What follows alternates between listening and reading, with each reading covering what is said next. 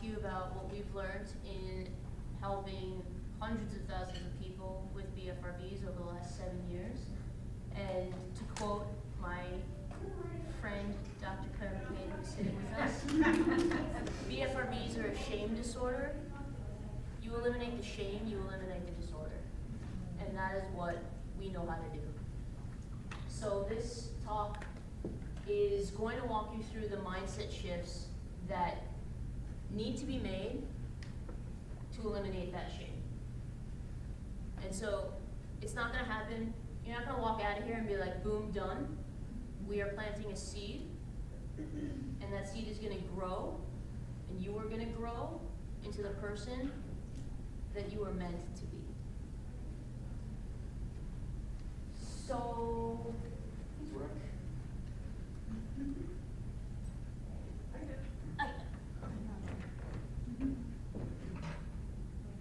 Thought it worked. Oh, there we go. Okay, so first, About us. very quickly about us. At 12 years old, I started pulling out my hair. I don't know why. I actually started with my pubic hairs. It just felt good. And then I'm Indian and I'm hairy, so I started tweezing my eyebrows, and then that went, overdrive. And then in 9th grade, oh my god, already.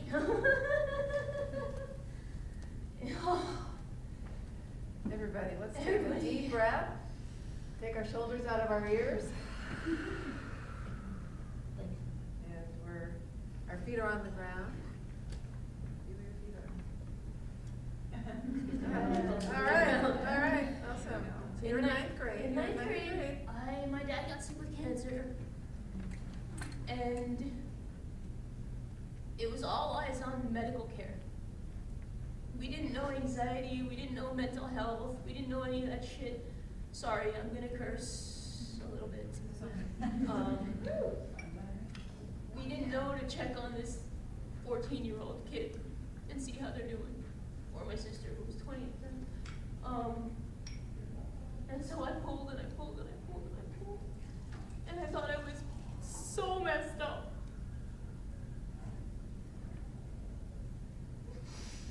And I hid for so long. And a couple of years ago, pregnant with my first child. So anyone in here who thinks I'm not gonna find love because I'm ugly, I promise you, the moment you stop saying that, your love will enter your life.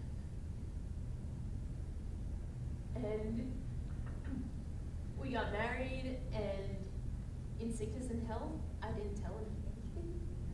And then one day, I'm pregnant with my first child, I'm seriously stressed about work, and I pull out an entire eyebrow, roll over, go to sleep, wake up in the morning, roll over, look in the mirror at my bedside, and say, oh crap, and run to the bathroom to get my black eye pencil that was, my partner in crime for 20 plus years. And he just happened to come out of the bathroom, out of the shower, and said, Eva, where are your eyebrows?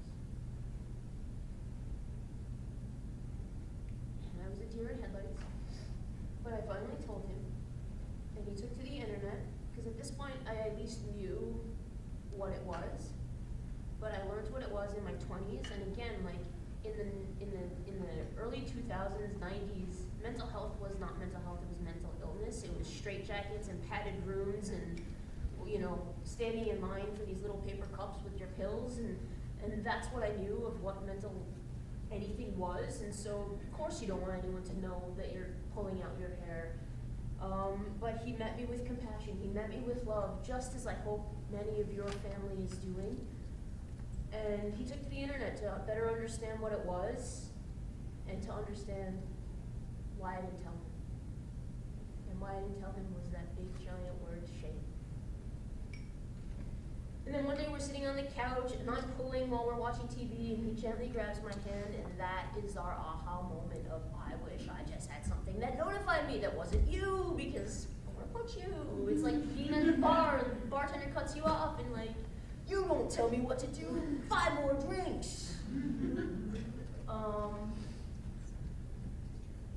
And so that's what we set out to build, because it didn't exist. And this is now our second version. It's gone through one NIH trial that proved feasibility and functionality, and now we are on our phase 2 trial, which will go through a 90-person, the largest trichotillomania behavioral intervention study within the next 2 years.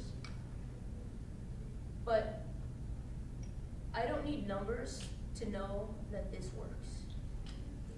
And it's not just this bracelet. This bracelet brings you the motor, the physical awareness, but it's the work that Ellen and myself and Barbara and Mari and Jesse, that we do to help you line up mind, body, soul awareness. That is what this is all about.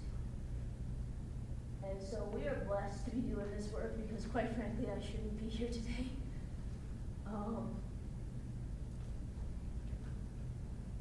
And you are. And I am. And that's why I'm here today. Yeah. So Ellen, tell us your story. So I'm going to do it non-linear from my friend here who did our play last night. So when 7, 8 years ago, because I pull out my scalp hair, I'm pulling and pulling and pulling and pulling while watching TV in bed. Anyone else do that? And then take the hair and you just kind of like deposit it behind the bedpost, and you're like, it's gone. No one will find it. So I'm doing that, and then also, so the hair, the scalp is throbbing in that good way, you know? And then the elbow is hurting, and for me, and my fingers are hurting, and my teeth and jaw are hurting from biting on it. I'm like, oh my God, what the fuck did I do? And so then I Googled, what are the latest breakthroughs in trichotillomania? Which I'm sure you guys would Google too. I'm like, I'm just gonna get the same old, same old. But I didn't. I got her ad for the bracelet. This was May 2017. I'm like, oh my God, I'm buying two. Because I pulled with both hands, and I did. And I got both bracelets. Anyone else have the bracelet? This isn't a bracelet commercial, but I do want to ask the question. Okay, so I got the bracelet. I didn't pay attention to the instructions. I'm like, I want to train like 8 areas. I don't know why I can only train 4. And once I got it trained up, and it sucked. And the reason why it sucked is because it vibrated down here and up here and over here and never here in the closet. But then I got a email from HabitAware that said, hey, you want free training? I'm like, yes, I do. I spent $300. So I hopped on the phone with Samir, and of course, again, I didn't read instructions. You're not supposed to do it on your phone because you need to be on your phone for use the app, and to be on FaceTime does not work. So anyway, again, so he told me what I was doing wrong, and then it started to work. And it worked so well that it took me, about 2 months later, 3 months later, I wrote an email that took me 3 days to Samir asking for a job. Because I wanted to help others the way they helped me. So let me now take you back in time. I'm 10. And it's, I don't know, 1976, 77. There is no Google. And I'm out on the playground, and we're about to be teens. Anyone know the first time they pulled or picked? Okay. Oh, all right. Okay. So I'm out on the playground. I'm not sporty. I'm not popular. I have eyeglasses, whatever. And I must be just playing with my hair, and boom, I pulled one out. I'm like, ooh, this is pretty cool. Didn't think anything of it. So my mother takes me to the hairdresser, and she goes like this, and she goes like this, and Fatima spies 2 bald spots behind my ears. Sandy, come quick. There's something wrong with Ellen. What'd you do? What's wrong with you? What's wrong with you? Aunt Sino put gum in my hair. Oh, all right. And then, so I lied and said that my best friend put gum in my hair. And then I said, I'm never gonna pull ever again. Sound familiar? Right? And that lasted until I got in the car. So for years, I hid it and hid it. I finally learned what trichotillomania was in 1984, walking into abnormal psychology class at University of Maryland. And trichotillomania was on the board. But it didn't matter. I mean, it mattered. It mattered because I was like, oh my God, I'm not alone. But now what? So fast forward, lots of really terrible therapists, some good therapists, then Anila. And then as I was using the bracelet, I came across this method together with Anila. So I would get the vibration, and I decided I was sick and tired of being sick and tired. So I decided the vibration was a hug, not a slap. And that started to stimulate shadowing of shame. So why don't we move through? You want me Yeah. to stand up there, you know? Yeah, that'd be great. Yeah. That guy. Slide that. Just give me a point whenever you need it. Not a slap. Not a slap. So, this is the journey we want to take you on. Yeah. Okay. So, I want to ask a question. If shame was a color, what color would it be? Okay, dark purple. Brown, purple, brown. Red. Red. Dark purple. Dark brown, black. Black. Black. Yeah. But not a cool black, like an icky black. An icky, gross, Yes. yucky, tar, flat matte black. So shame. The first thing, when I feel that icky, dark black matte, ugh, then I feel like I'm not enough. And then when I'm not enough, why am I not enough? Well, it's my fault, because I can't control my hands. These are my hands, it's my fault. And then I'm afraid. I'm so afraid of being caught and judged, which we didn't even talk about yet. We'll get there. I have stories. I'm sure you do too. And then when you're afraid of being judged, then you don't take any risks. And you hide. And then you feel like you're just alone and small. It doesn't have to be that way. Our goal is to help you move from shame to shine. And to recognize that you are enough. You have everything in you. I am all for medication where medication is needed. But I can honestly say you have everything inside you to do this work. Yeah, it's like, You are enough. You have enough. yeah, it's the Wizard of Oz. You've had it all inside you, my dear. And this idea of it being your fault does not, it gives too much power to this condition. And it does not acknowledge what this condition actually is, which is a chronic health condition. And by stepping out of that belief of guilt and fault, you start recognizing that you have a role to play, but it becomes a choice.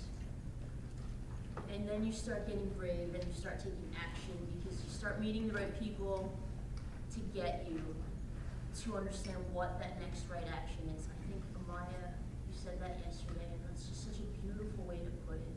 What is the next right action? Right action. We say the healthy soothing strategy. Choose the right healthy soothing strategy for the moment. It's very important to understand that context. And when you do that, you are looking for what's possible. You are looking for that right next step. And then you start to see the healing and you start to see, oh, I can do this. Like someone said yesterday, oh, it was such a beautiful analogy. This idea of like, when you relapse, you're not starting all the way back at exit 1 on the highway. You're starting from where we took the exit off, right? So you have all this knowledge, you have all this proof that you can do it. It's just a matter of keep going, keep going, keep going. And then you find that you are not alone. And someone also talked about this yesterday, the power of community, the power of seeing that you are not alone in your challenges. And I think we talked about it in the differences in samenesses session that Jesse and I and Dr. Claire were in. We learn, it becomes a mirror.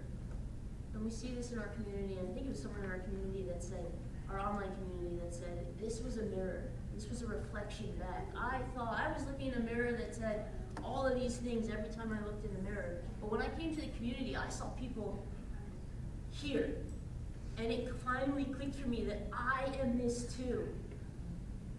by being in community. That is the power of community. This is why we all show up for each other. And come, let's go to the next slide. So we're gonna dust that shame off today, and we're gonna walk out of here feeling like rock stars with that shine on. And tomorrow, that shame's gonna probably come back because we're gonna roll around in shitty self-talk. I apologize for, and it's gonna keep happening. But every day you do this work, every day you write down these words. These need to be eliminated from your language.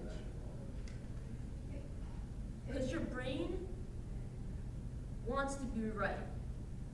If you tell yourself you're alone, if you tell yourself I'm never gonna do this, if you tell yourself I'm a hair puller, your brain is saying, okay, yeah, let's go do that. Let's go be a hair puller. Let's go be a skin picker. Let's go be alone. But if you tell yourself I'm part of a community and I have someone that takes care of myself, your brain is gonna say, let's go do that. Let's go be that. So, has anybody bought a car before? Okay, so when you're, which kind of car were you looking for? Oh, Asbury, Sedan, Jeep?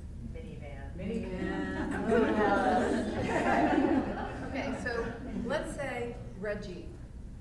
You want to buy a red Jeep. And then the next day, how many red Jeeps are you going to see?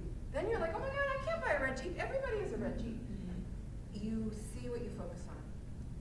Your brain wants to be right. And you can only, you get so much input. We can only, there's a part of our brain, it's called, for short, the RAS. We need to filter out. It filters out. So like Anila said, if you say, I am alone, I suck, why can't I do this? Your brain's going to show you that. If you say, I'm part of a community, I can do this, I love myself, I'm beautiful, I'm smart, that's what your brain will show you evidence of that. And this is like, there's this concept that's coming up a lot now, manifestation, neurolinguistic processing, like, this is the science catching up to the soul. So, your brain is your thoughts are energy. Yeah. The science isn't there yet. Your thoughts are energy. Like, how many times have you thought of someone and then they call the next day? A lot. You have some power then, so Yeah. And what are you gonna think about now? My kids, this is insane.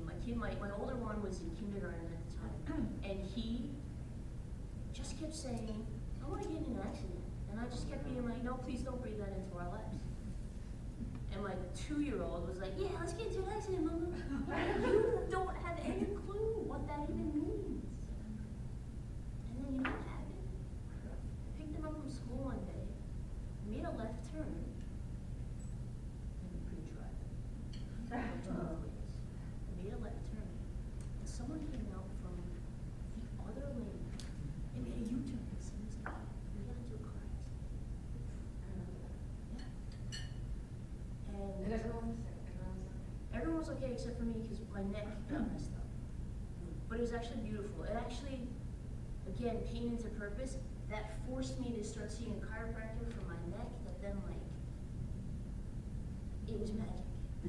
I learned so much about movement and how movement is medicine, and it was actually, again, this idea of the next right action. It was this bad thing happened, but I looked for what is the next right action, and it actually helped me heal myself. And so this idea of what we think about, we're gonna get it. It doesn't matter when. So we move from hiding to healing.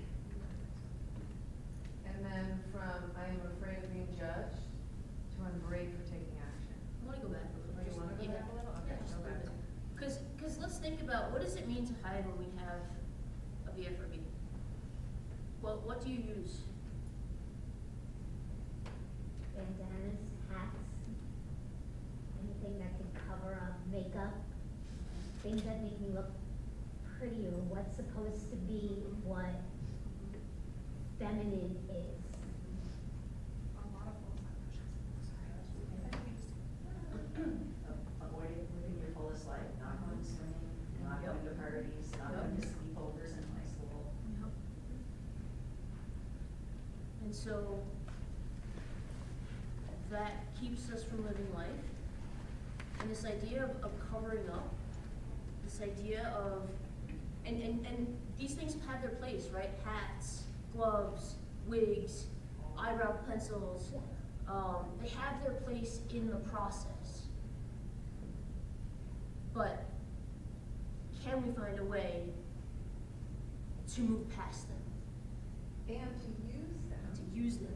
in our healing process. So there's Yes. a very different mindset to putting on whatever you're putting on with helping you heal and helping you take self-care versus, crap, I have to hide this or not, so no one can see what I did.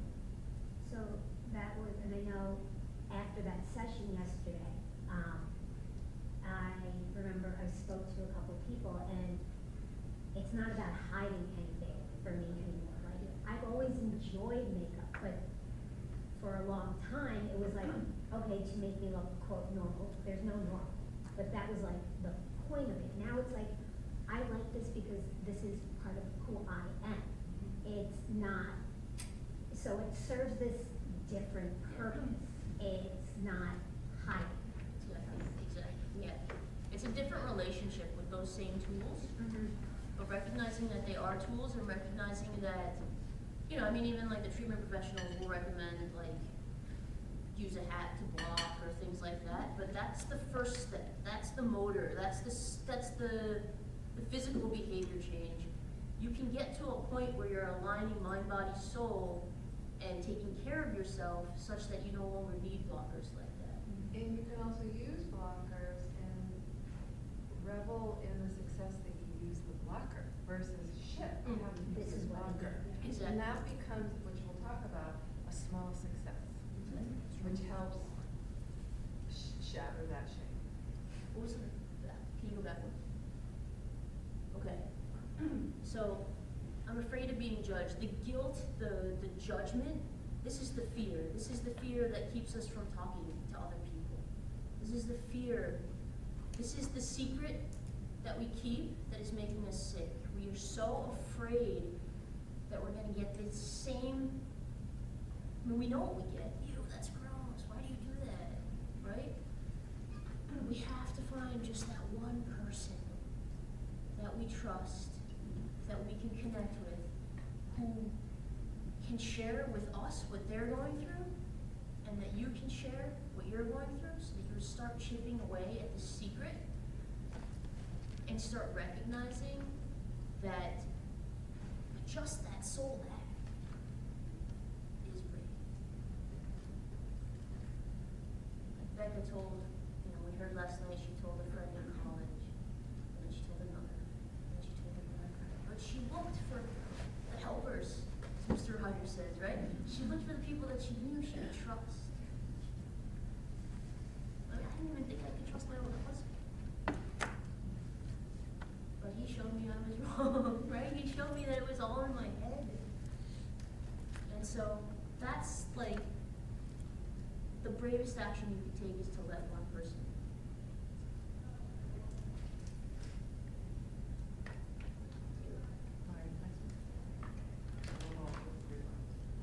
How many people feel like it's their fault because it's their hands?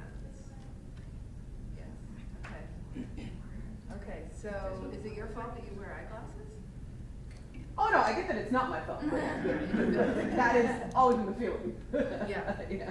We get this, it's my fault, because people tell us too. There was a whole session on, don't say stop, just stop. What's wrong with you? Just stop, just stop. And we get this feeling that it's our fault. We should be able to control this. And it is that perception, right? Someone sees you, you're sitting, maybe even in here, and you're doing this, and it looks like you're taking that action. It looks like you're in control. Yeah. And that perception is a misperception, it's a misconception. This is in our reptile brain, this is in our subconscious, this is, are you breathing right now? Like, are you breathing right now? Yeah, but are you thinking about it actively? No, it's that brain, it's the same thing. I'm not thinking about, oh, I'm just going here. And so it's not our fault when it's here.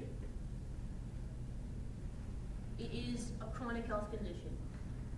I don't say it's a chronic mental health condition because that's stigmatizing. And mental health is health. So let's just call it what it is. It's a chronic health condition, much like diabetes, much like astigmatism, much like anything else that you may have. Yep.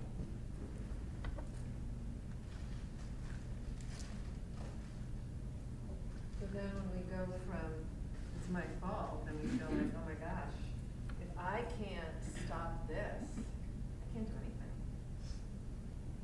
I'm not enough.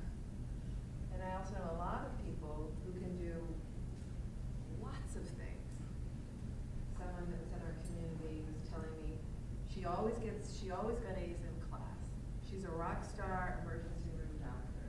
She's married, she's got 2 kids, she's got best friends, she plays tennis, she can do everything. She's an amazing human. She's an amazing human. And when I first met her, she said, but I can't control my hair pulling, and it's my fault, and I'm not enough. And this is like, we sit with this not just with our hair pulling, but with probably every single thing that we try to do in life. This is a big lie. This is a big lie. This There's is a another big- one we're there's not gonna another one. talk about that's going on. This is a in big Washington, lie DC. This is a that big our lie. brains tell us from childhood. And again, you have everything inside you, it's just a matter of finding it and nurturing it and growing it. And, you know, it really comes down to that brave action. Like, I went into, I was an accountant, fell into a deep depression, nearly took my life, found my way out of that, said I wanted to be doing something more creative, and so I chose advertising, which was awesome. But I went to advertising school and I was surrounded by 20-somethings, and I was surrounded by like early 20-somethings, and I was late 20s, so I was like late to the game, right? And these were students that were coming from other creative backgrounds, and I was coming from accounting, and I had zero confidence. I was not enough. Every class I went to, I was like, what am I doing here? I suck at this. These people like, no, Zach, you're doing it, you're so creative, and oh my god, and Neela, you suck, like you are not enough, you do not belong here. Whoa, whoa, whoa, whoa, whoa. But slowly over those 2 years, I nurtured that voice and I honed my skills, and I walked out of there with exactly what I needed to get me to here. And so this idea of I am not enough is going to be an obstacle in your life in many different pathways, and you have to just keep pushing that thing to the side and keep saying this. Also finding, where were you enough? Mm-hmm. What are the things, because we're so much more than our hair and our skin and our nails. And everybody in here has done something that's been really hard. Rebecca did something really hard. She got in front of everybody. She wrote this play. People have done things that are really hard and have struggled with it and fallen and gotten back up and succeeded and did really well. You need to remember all those things that you were able to do that were really hard and that were worth it, and you were enough. Make an I can do it list and write down everything you've been able to accomplish. Yeah. And not just accomplish, but everything that you've done, like, up to that point. Like, if it's graphic design, for example, I've taken X number of classes, or I've done, like, not the awards and stuff, but like, what you did to get there. Just to show yourself you have done enough, you are enough. You can do anything you put your mind to. self-compassion. That felt right, right?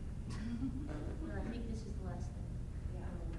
There is something else I want to mention, just real quick, that for those that are writing things down. The Henry Ford quote: "If you think you can, or you think you can't, I believe you." And it's okay and normal. It'd be really weird if we did everything perfectly. It'd be so fucking weird. But awesome. Well, I get it, but at some point then you kind of be bored because everything goes right, and there's no. So the way out of shame and into shine is through your heart and your soul, and through self-compassion. Everybody here, I don't know. There's this population I work with. They're called human beings. What? Right? And it's natural and normal for human beings to doubt themselves and to make mistakes. We're not gods. And then it's to hold yourself in that, when you do make a mistake, to hold yourself with that loving self-compassion, knowing there's a community, and knowing, hey, this is part of the human condition, and you deserve the self-compassion to give yourself. And I want to touch on that side over there real quick. So Habitord's tagline, or how I sign off every single message I write, is with love, strength, and awareness. And it may sound like a tagline. It may sound like, oh, that's cute, love, strength, awareness, cute emojis. This is what we have seen work. I hate using the word cure. I'm okay with it. That's why. That's why we but I think, we talk about, you look at the definitions of the DSM-5, it is repeatedly pulling, picking, whatever it is, the BFRB. Repeated attempts at stopping. Debilitation. It's holding you back. You're not socializing. You have all this. Could you go back to the slide that had like all the First one. you have all that in your brain, maybe you not be able to. That debilitation, that impairment, that I'm not gonna go on a date, I'm not gonna go on the pool, I'm not gonna whatever, I'm not gonna take any risks. If we can get you to shine, there's no more debilitation. If we can get you to build awareness of where your hands are, that's the awareness part. If we can get you to take care of yourself with right action in the moment, that's the strength to pause and to choose love. This is the formula, it's just backwards. You need to know what's happening so that you can take that strength, you can say to yourself, my hands are not where I want them to be. What should I do right?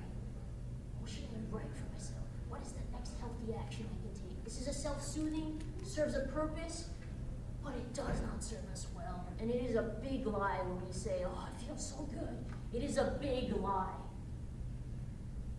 Because it doesn't feel good. You wouldn't be sitting here if it felt good. It feels like crap. And so love is the answer. Love is the cure. It is about physical awareness and self-awareness. And the two combined, I feel like Captain Planet right now. Our powers combined. I am going to shine, and I'm going to go on to do, I always say this, I built King. That was the thing that I was able to do once I took away this big burden. What can you do when you stop carrying this weight? You are going to fly. You are going to soar. And it doesn't need to be something in this community. It can be anything you want.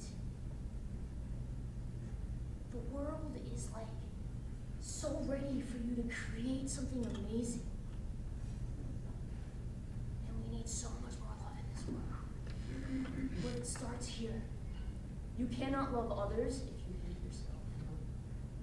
We are seeing this. play out in communities all around the world. And so, to me, you get rid of that debilitation. You're no longer repeatedly trying to stop because you are learning to manage, you are learning to make it small, you are learning healthy action. We are trading that word of stop for replace, for choose healthy, for pause. And you are training your brain that this is no longer the automatic behavior.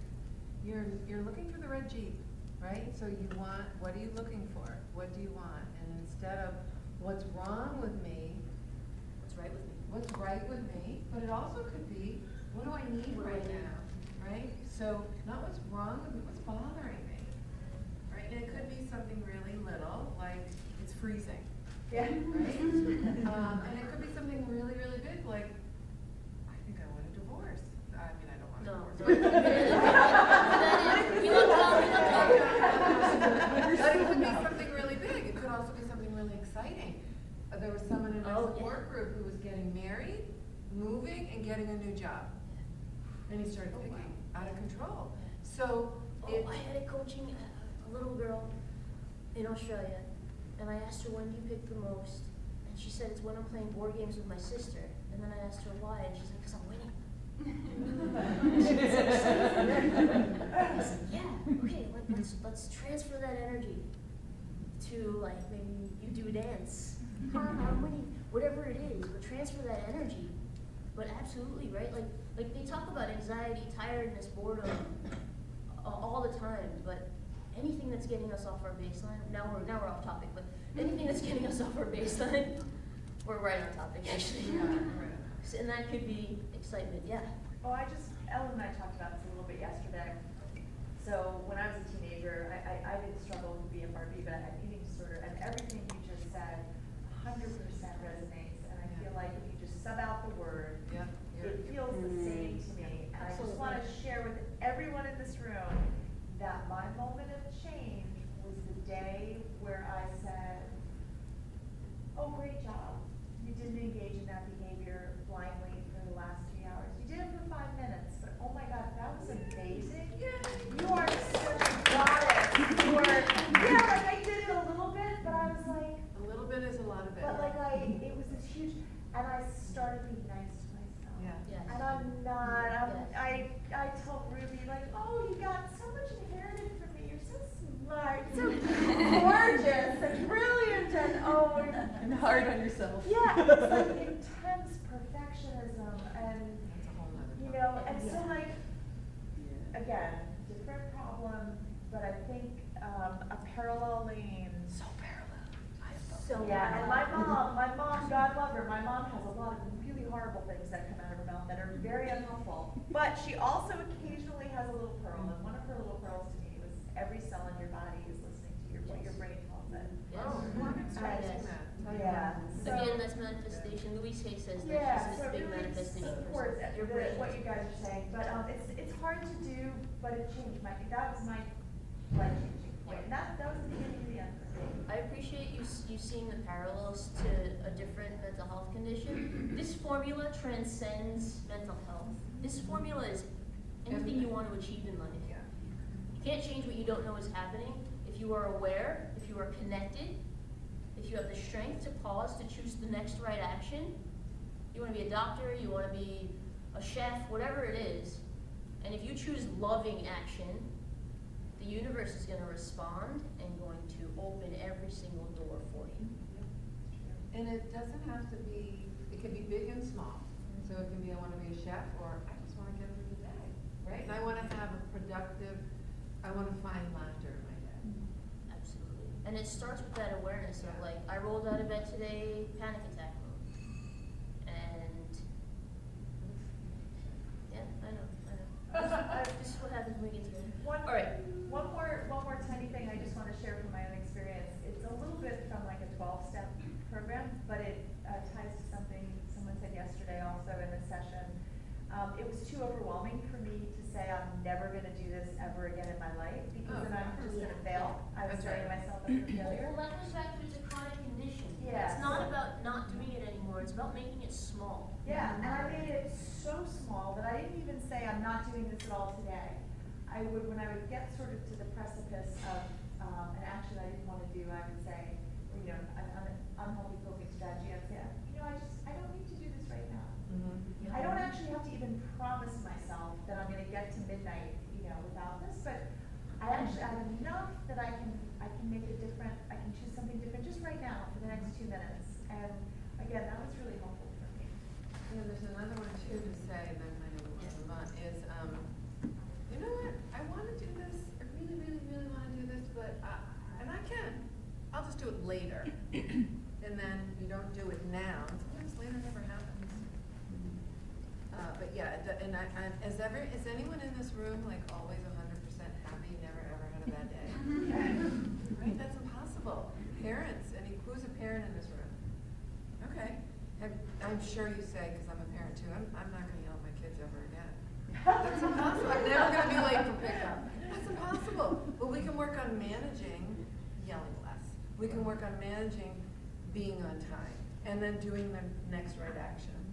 So it applies to it applies to everything. So, okay, we have 2 awesome colleagues and community members, advocates, BFRB awareness advocates. They're doing amazing things in their own right in the community.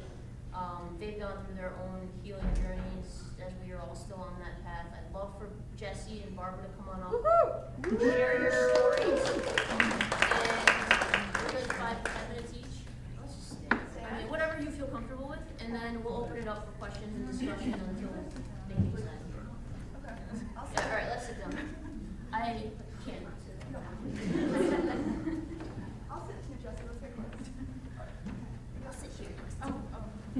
Okay, hi, I'm Barbara. I started pulling when I was 10 years old for my eyebrows first. Then they were gone, so I just moved down to the eyelashes. They were gone, so I said, all right, right here. And that was early 2000s, and so like everyone else's experience, it was like, what is this? What are we doing? And I'm like, I don't know, and I'm also gonna lie to you for a long time and say, it just falls out, I have no idea. But really, I'm in the bathroom, like, you know, knowing exactly what hair I want to pull. So, you know, 17 years later, I kind of had this idea before falling asleep of like, wouldn't that be interesting if I started to share some of my experiences? So many memories were locked in because I was a little kid trying to put on a brave face and just be normal. And instead I was, you know, very much suffering. And so I started to make an anonymous Instagram account called the Trickster Diaries. I would share my little stories. And people would say, oh my gosh, I relate to this so much. I'm like, you do? And I'm looking at hashtag Tricktolamania, and I'm seeing all these people, and they're showing pictures, and I'm like, I wouldn't even put my initial. I thought, someone's gonna find me. Like, I was still so scared. The little tiny baby steps, put a B there. I thought everyone's gonna know it's Barbara Lally. No one did. But, you know, slowly but surely I was able to kind of get myself out of that comfort zone to the point where now Claire will open her Instagram, she says, and she sees me every day. I'm talking to myself on the internet. But one of the big things for me was that I was, you know, a pretty talkative, kind of boisterous, maybe a little shy, but you know, in general, I was this like loud, you know, kind of personality, like a bright person. But that was the only part of me that I really hated so much. And I'm like, why do I exist like this? Like, I don't want to keep fighting this. Nothing's changed. If I was mean to myself and my hair grew back, I'd be like, oh, great, I'll just keep doing it. You know, this is perfect. But it wasn't changing anything. It was just making me feel so horrible every day. Trichotillomania was on my mind all day, every day in the worst way. And nothing was changing. So I said, you know what do I do? Well, I guess I have to start talking about it and accepting it. And what does acceptance look like to me? And to me, it looks like just existing with the disorder. I have it. It's okay that I do. I want to look in the mirror no matter what pulling happened and be like, that's still you. You know, because that was a hard thing for me, was to look in the mirror and say, well, I don't like who's looking back. I don't recognize that. I'm only beautiful if everything's intact. And it never was. So I never felt, you know, beautiful in my own skin. And so I wanted to exist as myself with the disorder and know that, yes, you know, you can have everything you want. Life is perfect and beautiful and in the way that you want it to be. And I just got married 3 weeks ago. But, you know, there's things that we tell ourselves, and sometimes it's reinforced by the people around us, that, you know, I'm ugly and I'm weird and I'm never going to be successful. And what's life going to be like? And it's going to be good. So that's what all I have to say. It's gonna be good. You're here for a reason, and it's one part of you, not all of you. So that's it.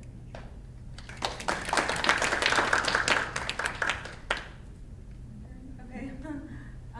Hi everyone, I'm Jessie Perez. I'm 25 years old. So I have had trichotillomania since I was 11. I started pulling from my head. And then when I was about 14, I started pulling from tweezing, pulling from my eyebrows as well. In the beginning, it was I thought I was like, oh, it's just like, my own little thing, my own quirky little thing. I didn't think it was like, a big issue or anything.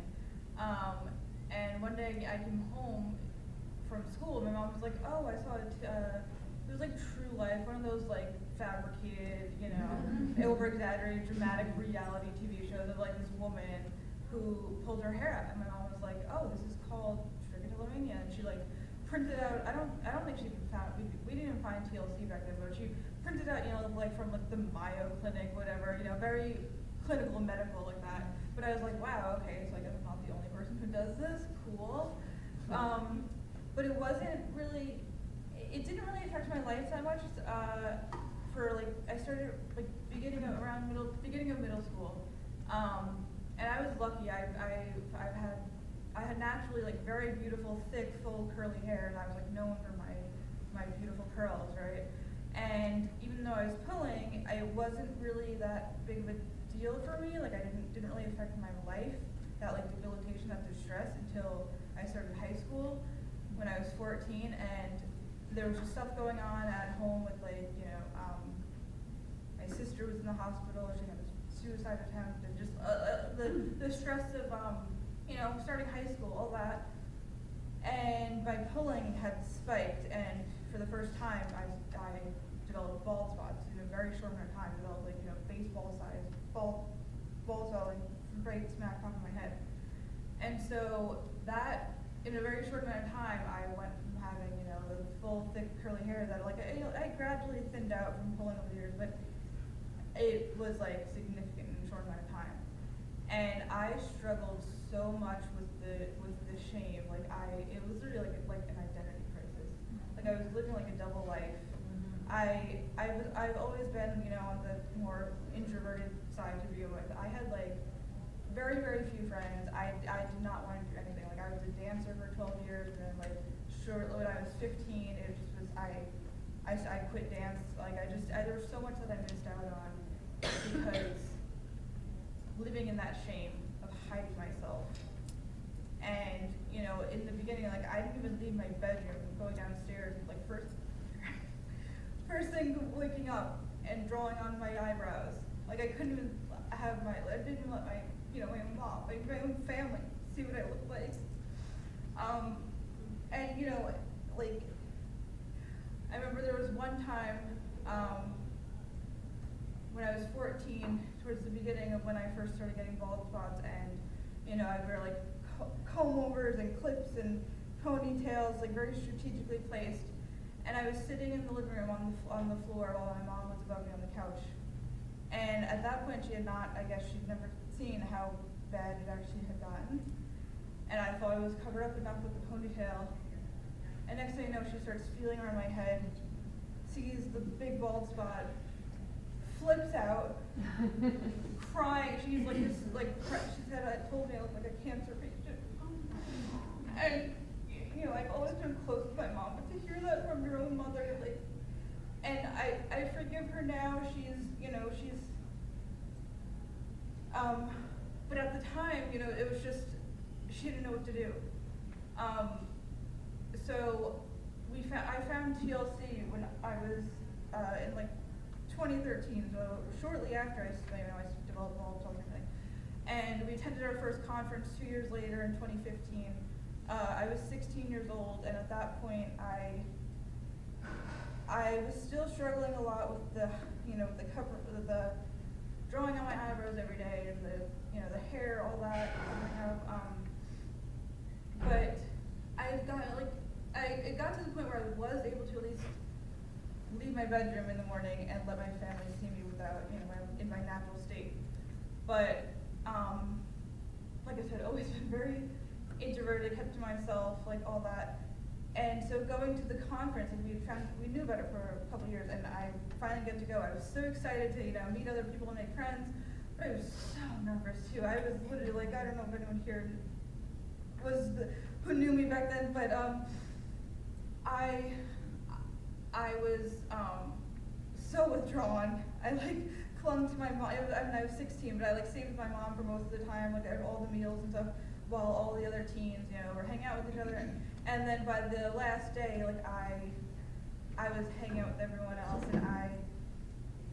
and the power of community, seeing all these other amazing people that were so beautiful and strong and passionate, had not even just with their conditions, but doing all these other amazing things. And I was I went home after that, and that conference was actually in Arlington, Virginia.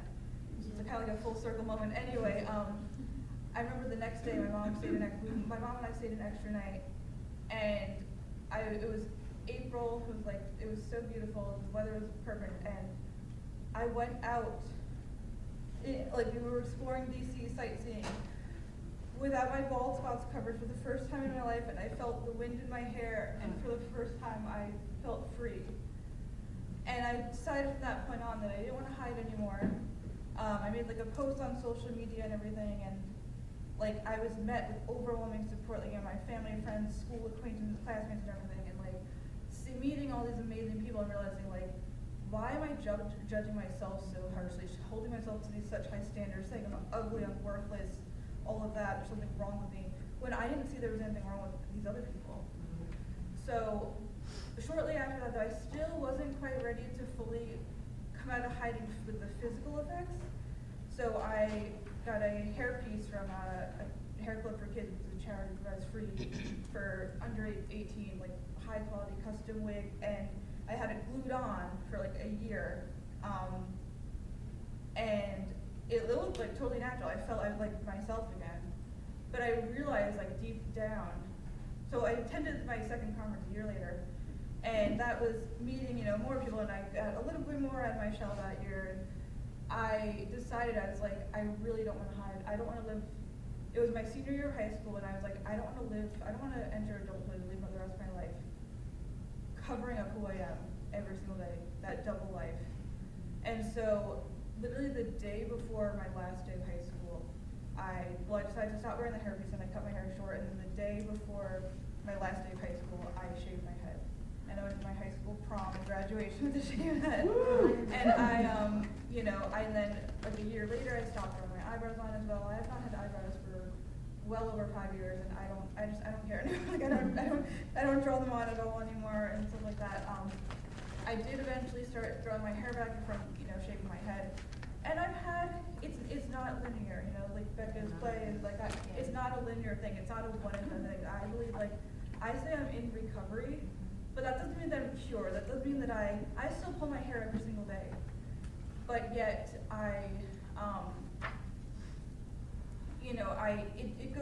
it comes and goes, as far as the pulling itself, but as far as this living with the shame and that distress, I don't have that anymore, at all. And so, you no longer have yeah, a and so a diagnosis, right? You can still pull your hair a little bit. Yeah. Well, sometimes a lot of it actually. But I don't let that affect how I feel about myself. And so I've attended every conference since my first one. This is there was a big break with COVID and everything. But this is my 6th conference, and almost 10 years ago, was when I attended my first conference, and my mom was supposed to actually be there, she wasn't able to come. But anyway, she has been there for me. She, like I said, she just didn't know in the beginning what to do, and it was just that reaction that as a parent, you want to fix them, you want to help them any way you can, and you just don't know. It's sometimes just such an overwhelming emotional reaction that just comes out and it says, you say the wrong thing, you do the wrong thing. But she took me to the conferences every year after that, and we made it worth it, and she has been there for me. I really wish that she was here right now anyway, sorry. But like I started sharing my story like more widely, like online. I was in like articles, Huffington Post. All of that, and then I've always loved writing, and I've been wanting to write like a book for like years, and then I finally, like, it sounds weird, but 2 years ago I just like woke up one morning and I was like, I'm gonna do it like once and for all, and I literally like got it out in like 200 pages in like a week. And I like self-published like a memoir 2 years ago, and my like personal like branding on my like Instagram account and my website and my book, my memoir itself is called Triumphant Trickster. So I don't see myself as like, oh, a hair puller with a disorder. Like trickster, you know, it's like a colloquial, like, you know, little fun word. And I am, like, I don't define myself as a hair puller. I'm not suffering anymore. I'm living with trick. I'm a trickster, and I'm a triumphant trickster. And what's it called? I started, like, in my professional life, I work with children. I'm a caregiver for kids with developmental disabilities, and I've always really loved, like, attending the conferences. I always loved seeing, like, the kids and everything. And so 5 years ago, I started like my own program called Trickster Sisters. So there's this one little girl 6 years ago that she was 8 years old, and she's 14 now. And I kind of like took her under my wing. She's like a little sister to me. And that kind of inspired me to, like, so I send care packages now to young girls like all over, and I'm like just a mentor to them, like a big sister, and like I'm the person now that I needed when I was younger. And I like growing up, I always, as a teenager, I always like wondered, like, what would my life be like? You know, like I said, like I had like kind of a moment when I was a senior in high school. I was like, I don't want to live my whole life like this, hiding who I am. And I never thought that I would, you know, I'm engaged. I got engaged last year. And I'm just like doing so many things beyond my wildest dreams that I never imagined. And it's like I said, I'm no longer suffering. Like I said, I still pull my hair every single freaking day. Sometimes it's been hours tweezing my eyebrows. But I don't let that hold me back from living my life. And I'm here.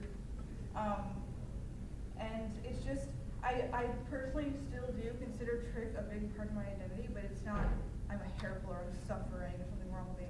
I'm a triumphant trickster, and that's my, like, all of my advocacy work and everything I do for the community, that's how I'm so proud of that, and that's how I identify it. It's a positive part. It's just changed my life in so many ways for the better and just beyond my wildest dreams. So.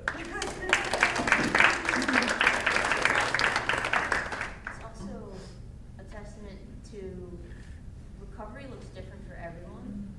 Success looks different for everyone. You define what it is for you. Don't let doctors tell you what it is. Don't let, just eliminate the word stop from your vocabulary. It's about reducing, it's about making it small, it's about also being okay with it happening, but it doesn't bother you. You get rid of that debilitation, you get rid of your diagnosis, right? And yeah, I'll stop there because I see questions. We have about 20 minutes, so talk to us. Questions, comments, let out whatever you want. Yeah, so real quick, I spent forever, like went to my first conference 2017 and life changing, and I, had hair then, it was pulling, and in 2020, I, my hair pulling, got really bad, and it was just, so life interfering, and it was just making me mad, because it wasn't part of me, it felt, my hair was just and I decided to shave my head, and mind you, it was like a 4-month process, of coming to terms with this is what I'm gonna do.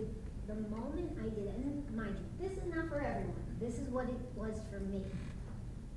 I shaved my head and I was just it was this weight, but a weight of shame, of because what I was carrying around with me was this, like, you need to hide everything that's wrong.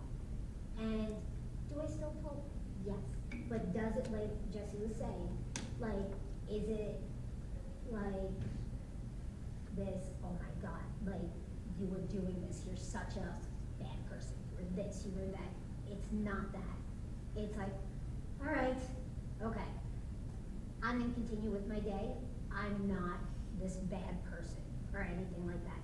And, you know, one of the things that I get a lot is from family. So are you gonna grow your hair back? Grow your hair back? It's like, that's not my plan right now. Maybe one day. I don't know. But right now, I feel good about myself. And I think that's more than anything, the most important.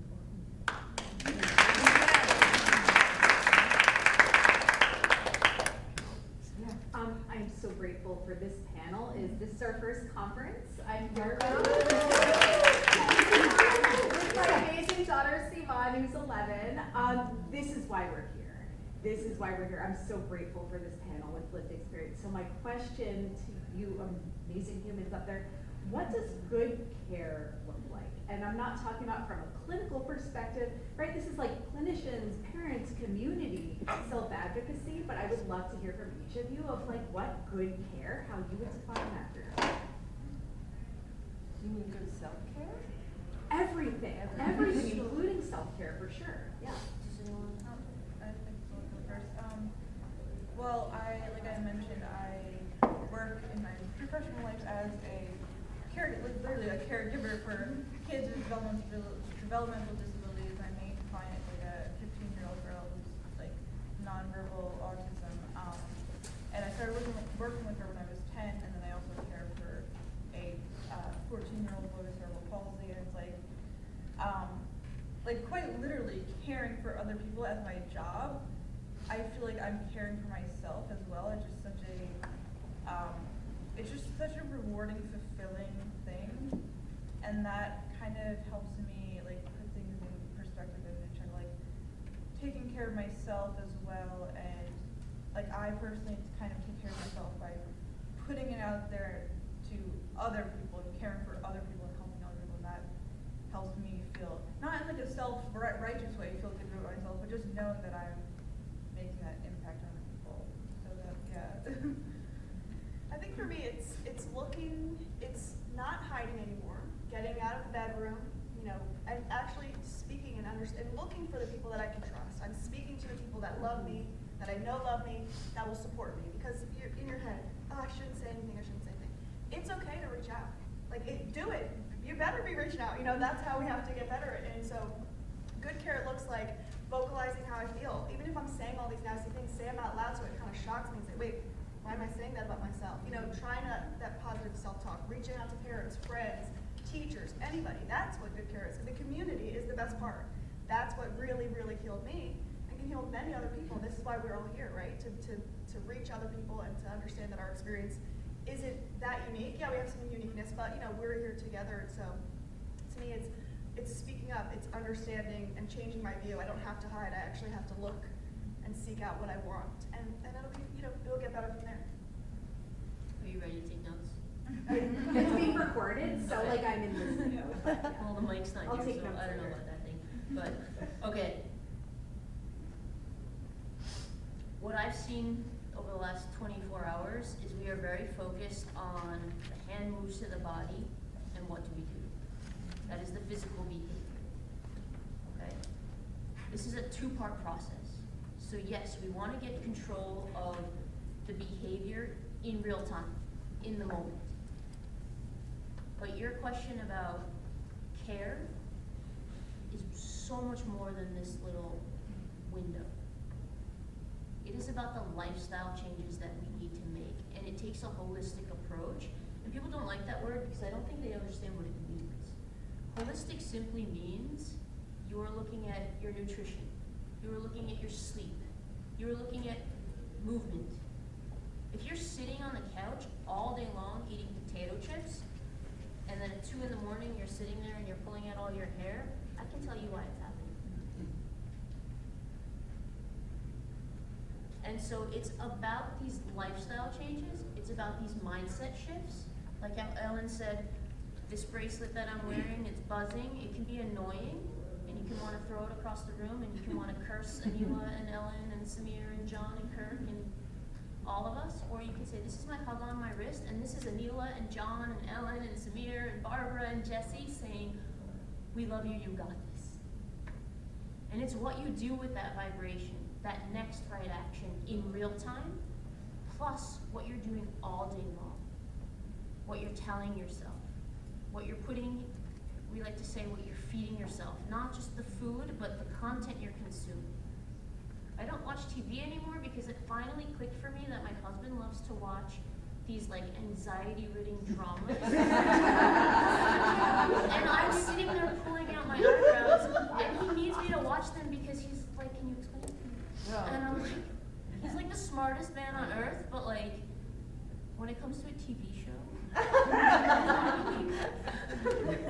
okay, so like, that's it, like, he watches TV shows, I watch Friends, and I go to bed. And now I've just gone into the rabbi and Oh my Netflix God. show, whatever it's called, not into this, I don't know, whatever it is.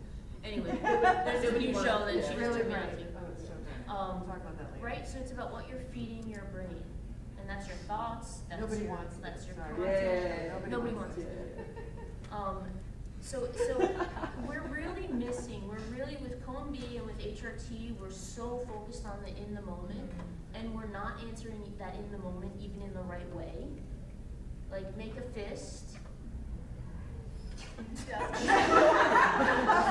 a fist, fine, that's like 30-year-old technology. Yeah. Okay? It's about, if this BFRB serves a purpose, which is self-soothing, which means it's feeling good, the question you need to ask yourself is not what's wrong with you, Anilo, it's what's wrong right now? Oh, I'm tired. Oh, I'm bored. Oh, I'm super excited because I'm about to go on stage. Yeah, we call it use the clues. Use the clues. So, And that's cone yeah. B. Use the clues is cone B. But it, In yeah, a it sense, is, it's how you feel, where you are. Yeah. It's the scamp model Yeah, of all yeah, those it is, things. it is. But it's using that information in a way that's not just like grab a fidget. Yes. Yeah. A fidget is not the answer. The right fidget for the moment, maybe. But a fidget is not the answer. You need to go to you might need to go. I used to sit at my advertising desk. The only time I would get up from 10 a.m. until 9 p.m. because they would do everything in their power to make sure that you were always at work and burning yourself out was go to a meeting. That was the only time I got up. I didn't drink. I didn't drink water. I didn't eat. I had tea, I guess. I didn't eat. I didn't go for walks. My manager would get up and go for a cigarette every 20 minutes. Okay? But here's the thing, like she was putting not great stuff into her body, but she was getting up, she was going outside, she was going with the community, she was going with another buddy. She was doing all of the things that you do kind of want as a break, but then putting toxins into her body. But I was just sitting there doing a lot of her work because she was out smoking for 20 minutes every 20 minutes. And so it's where I'm going with this is I was stressed at work, but I also wasn't going to the bathroom. That one simple change of get up and go to the bathroom, I stopped pulling. Because it was a signal that I needed something, and it was just my hands telling me, you have to pee. Simple. But I was missing the signal down here, that feeling that we get. And my brain was like, oh my God, Anila, go to the bathroom. But now that I do that, I don't need to pull. Do you have a question? I just wanted to comment you made. I wanted to ask a question in the room. So it totally resonates with me what you're saying about the HRT and whatever the other one is called. Yeah. I hadn't heard of that one before I got here. How they're very much focused on just the action in the moment. So can I ask, are there any medical professionals in the room, any doctors, any psychologists in the room Treatment who professionals? do not have a BFRB, who are but there are a few. Okay, good. I'm glad to see that, because I wonder if sometimes that's a bit of a disconnect, like not really understanding the whole experience, and not understanding chicken and egg too, like does one feed off each other, or are they in isolation? So I'm wondering, is anyone able to comment on the current state of the research? Who's in the room? And it's okay if you can't, but are we looking at, I feel like that's what's missing in what I've been able to access as a non-medical professional in the research. I think we need to understand way more about that to do more holistic. Like the nutrition thing, I agree 100%, we know it anecdotally, right? But This is a has very- anyone studied diet? I don't know, maybe they haven't, I just don't know. It's a very young, even though this has been talked about in the Bible, and it's been trichotillomania, it's gone all the way back to, you know, like. 1500 Greek, we know from Becca 1515. Yeah. Yeah, exactly, It goes- yeah. It goes way back, but it's still very It's still young new. in its infancy of doing the research. And if you think about it, this organization was started by Christina Pearson. It was named the Trichotillomania Learning Center in 1991. Right. So 1991 is not that old. Right, and so this is the research that I hope BFRB changemakers can do. And you know, even with our NIH research grant, like our goal is not just when this vibrates, what do you do, and let's prove efficacy there. Our system is going to be put through the ringer, which includes the lifestyle, it includes the mindset, it includes all this other stuff. Right. But I see it working. Yeah, Yeah. and so we have seen more people minus this conference than any doctors, any clinicians, because we've been doing this since 2017. And between our training calls, between our coaching calls, between our connection calls, between like every webinar we attend, every Facebook group we're in, Kid team hangouts. Kid team Kid team hangouts, hangouts. This is our kid team hangout leader. like the data is here. I can tell you, like, we have amassed all this data. The data is here, and the data is here, and the data is synthesized into our framework. Yeah. And there's always gonna be, I mean, think about it, we could be in an eating disorders clinic or conference, we could be in a diabetes conference, we could be in a slow AF run club, right? And AF means what you think it means. And they're gonna all say about eating certain nutrition and certain things. If you're looking for, wow, if you just don't eat peanuts with salt, everything's gonna go away, I'm telling you, that's not gonna happen. So it comes down to awareness, mindset. Which is Taking- awareness, which is understand, like, what are you telling yourself? Yeah. Like, being aware of those thoughts, like that radio station you have in your mind, change the channel. Yeah. And who you are right now, at whatever age you are, you were very different 10 years ago. You're not the same person, and you're not gonna be the same person 10 years from now. So it is, and like Aniela and everyone said, recovery and success is different for everybody. But to get back to your question about care, Care is the cure, yeah, and care is real time plus lifestyle. yeah. What are you doing to preempt? If I get a good night's sleep, And it's different for each person. and it is different for each person, but it's figuring out your formula, right? But if I get a good night's sleep, and if I, you know, walk my dog, and if I do this, and if I do that, then by the end of the day, I have a better day. And not just with pulling less, she has a better day I'm a better parent. overall. I'm You're hopefully a better boss. Yeah. I'm a better whatever. There's days where I'm just like, I'll get off the call with you guys and it's me like, what the fuck did you just do? I'm like, I'm cranky, I stayed up till 6 in the morning.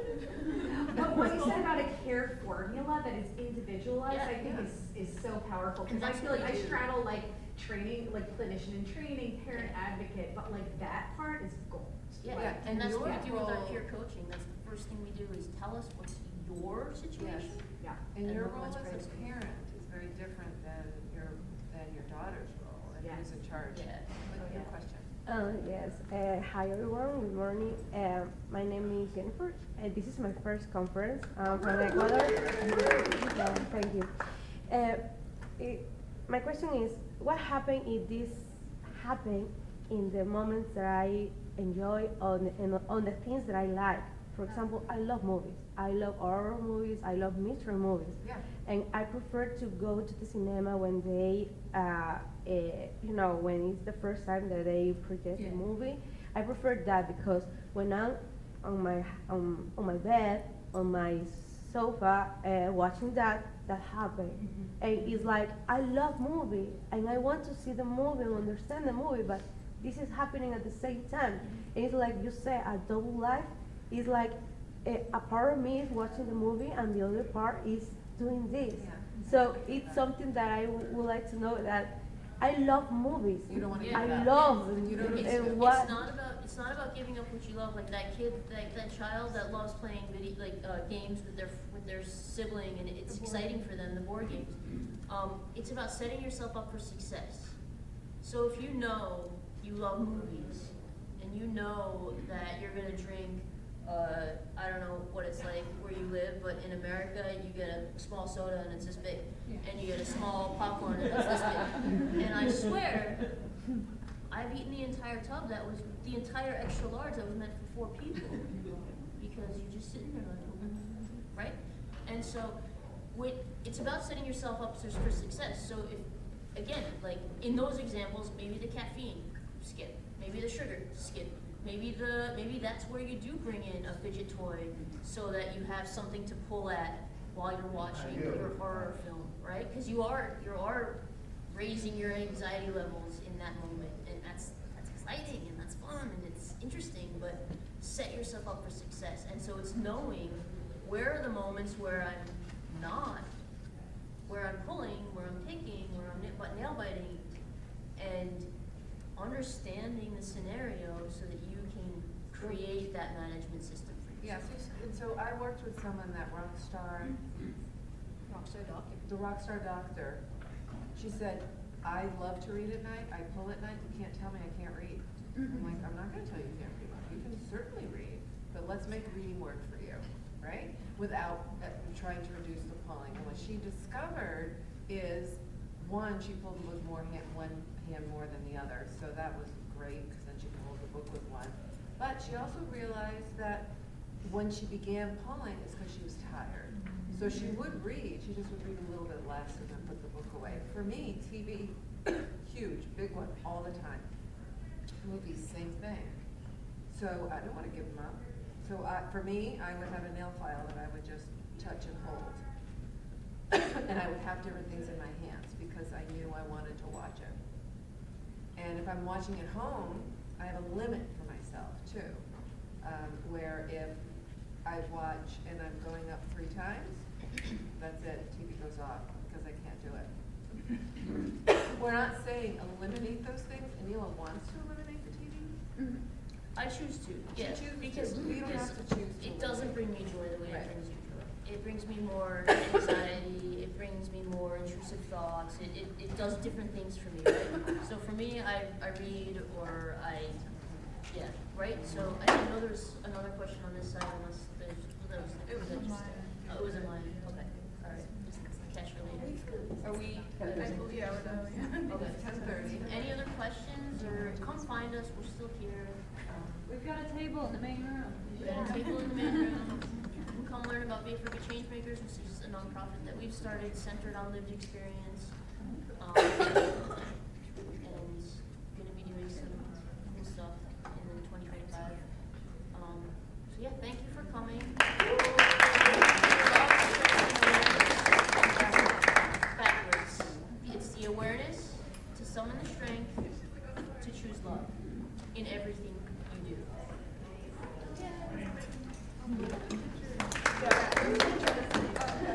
So where do you want to go? It's our first conference too. Yes. We just drove a few hours. We didn't come from Ecuador.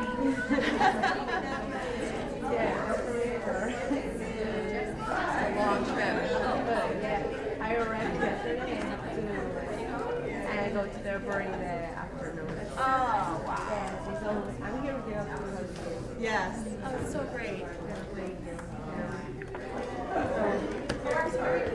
dealing with me, trying to understand different questions. I thought I would have answered stuff, no? But now I realize that it's not about stuff, it's about yeah.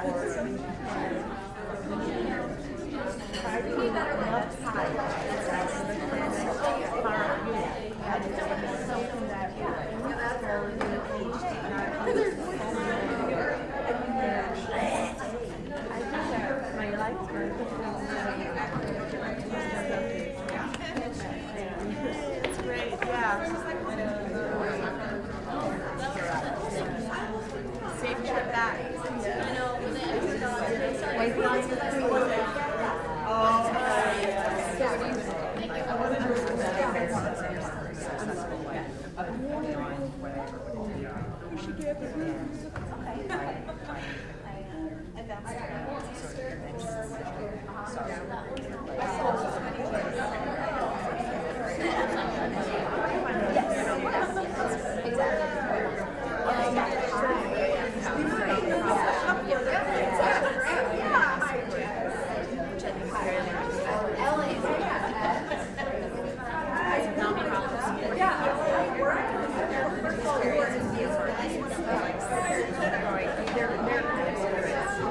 That'd be amazing.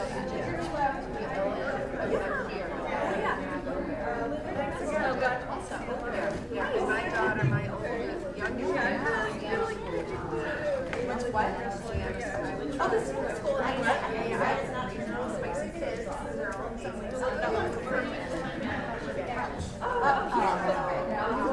and like you left like lived experience with them. She's like, what's your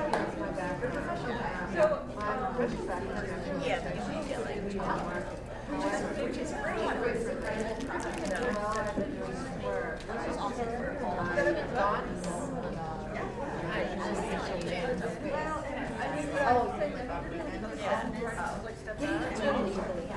I'm gonna read it really quick. Can I just say that? What are you deciding to do?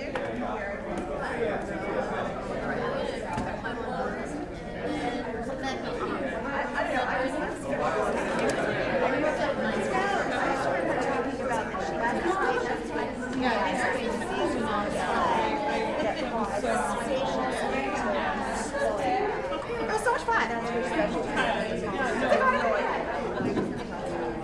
But you can certainly go and check it out. I know. I was going to say that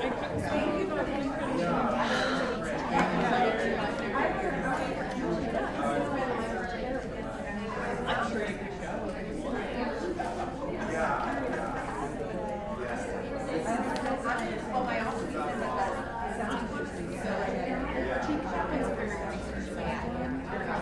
I know she's a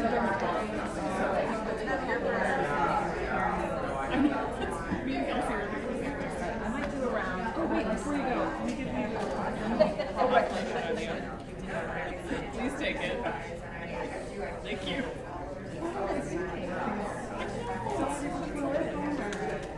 It's a very cool idea. Yeah, it's lovely.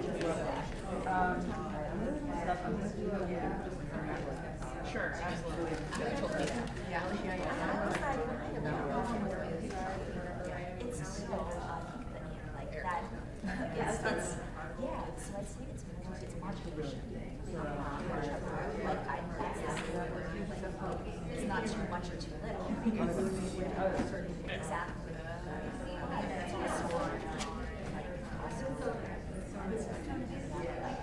Like I'm just a little bit. So you remember that? Oh yeah, I was making her. Yes. So. Yeah. I think I was making No, of course not.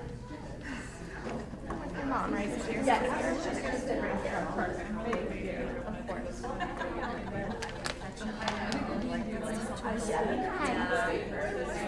Yeah, maybe it's like a I'll stay here for half. I'll eat this part of the I feel like we should Yeah, like it's. you did a great job. I'm gonna go closer because it feels like Yeah, we're kind of far away. Although I might just. I don't know. It depends on the target. Yeah. Pretty much. Well, if you end up wanting to go there, then I'll share what ends up being. That's true.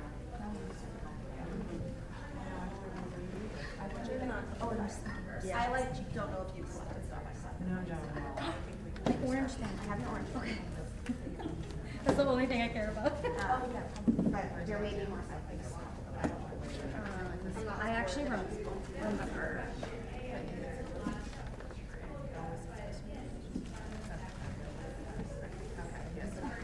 There we go. Both frames. It was really good. It was, I mean, I was excited to go, but I think it was better than I thought it would. Like, I pulls things together in such Thanks, Leah. It was better than I thought it We didn't It was really low. get everything, but it was like wasp, Velcro. I don't think those are things we need. It's the Ono roller. The Ono roller we got. The popping ball and the orange one. And fish rings. Yeah, I think everything else. Is there- we oh, didn't the get the finger wax. gripper? Nope. We only had one. Oh, no, there's two. There's the electronic friendly one. Which, I need to figure out where those were, because I got a couple asks about that, and I just said Google. Oh, yeah. Yes, and if you can't find Gaming it. fingertip cover. That's what. Okay. For gaming. People use it on their thumbs to like not get blisters when you're using blisters. I just said to search screen access. We'll have to talk about the. Yeah. Yeah, I have one in there. No, it's not official bag. Thank you. It was so well. Thank you.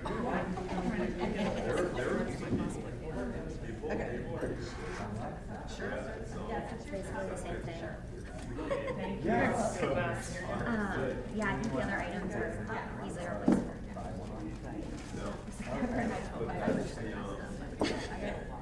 Thinking about that. Yeah. That's on my mind. Not like,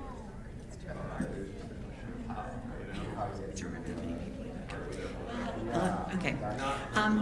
Just wanted to welcome everybody here. We're going to start our talk on working with children and adolescents and families. And we're interested to find out how many people in here are parents? Okay, generally, but parents of a child who has a BFRB. And how many people in here are therapists? Okay, great. Okay, great to know. Thank you. Okay, so I am Ruth Gollum, and I'm going to introduce our panel here. This is Suzanne Mouton Odom, this is Ivy Ruths, and this is Erica Greenberg. And we're all going to talk about different aspects of working with children, families, and adolescents.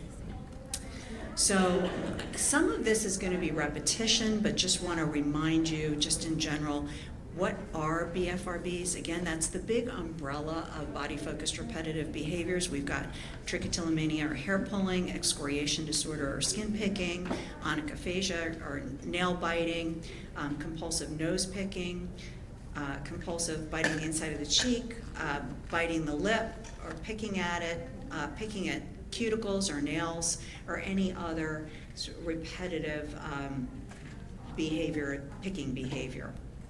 One of the things I just want to mention, particularly to therapists, that these are important questions to ask, because clients are not necessarily going to offer some of this information, particularly nose picking. Again, remember, there's a lot of shame to this, and it's very important and useful to know. I did treat actually more than one person who picked their nose so severely they picked through the septum. So we really do need to be aware of this, and we can help if we know.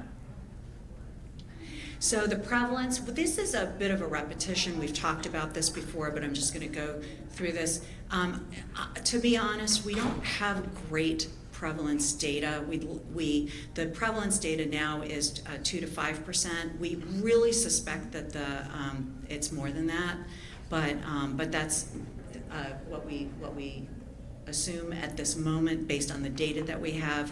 But I think we're always open to more information, more data, and always be open to gathering information from your clients. Gender distribution, again, what we historically have known is under the age of 12, it's 50-50, male, female. Over 12, it's about 80 female, 20 male. But again, we think male BFRBs are underreported, so we're not completely wed to that gender distribution either. It's just something that with the information that we have, it kind of guides us a bit, but we're completely open to gathering more information because we think there's more information to be had. Age of onset is a really interesting area, because the age of onset for hair pulling is around 12 and skin picking is around 15. Now, that being said, you can pick your skin and pull your hair at any age. And actually, most of us here have treated a lot of a phenomenon called baby trick, which is hair pulling, or baby BFRBs, because I've treated skin pickers too, under the age of 5. And as Suzanne said yesterday, and I done the same thing, we've treated kids that are 6 months, 9 months old. So the other thing is treatment not only can be successful, but very often is very successful. So it's very important to know that. And the other thing is then, as you might imagine, you're not spending a lot of time discussing the symptoms with your 9-month-old. Because, so what we need to do is, just like when we're working with parents on potty training and other behaviors of very young children, it's very parent driven. So we're working with the parents on how to help shape the environment and shape the behavior that we're looking for. Again, if you think of it as the model as potty training, it's the same thing we do with potty training in shaping the environment, reinforcing the behaviors that we want, and we can do that with baby trick very successfully. So age of onset is important to know, but it's also important to know that the age can happen at a much younger than the actual age of onset. As implied as well, it can also happen older. I've had some clients who have started hair pulling at the age of 22. That's, older than the age of onset, but it happens. So we really think of this as as again a guide, but it's in truth it's pretty much of a continuum, and we need to be open to what this phenomenon is. That being said, we also don't have a lot of data on baby trick, but what we do know is that it might not be the same phenomenon as trichotillomania that happens when a child is older. What we do know, and again, since we don't have data on the phenomenon itself, we don't know exactly why this is, but when kids are successfully treated with baby trick, most often they do not develop trichotillomania when they get older.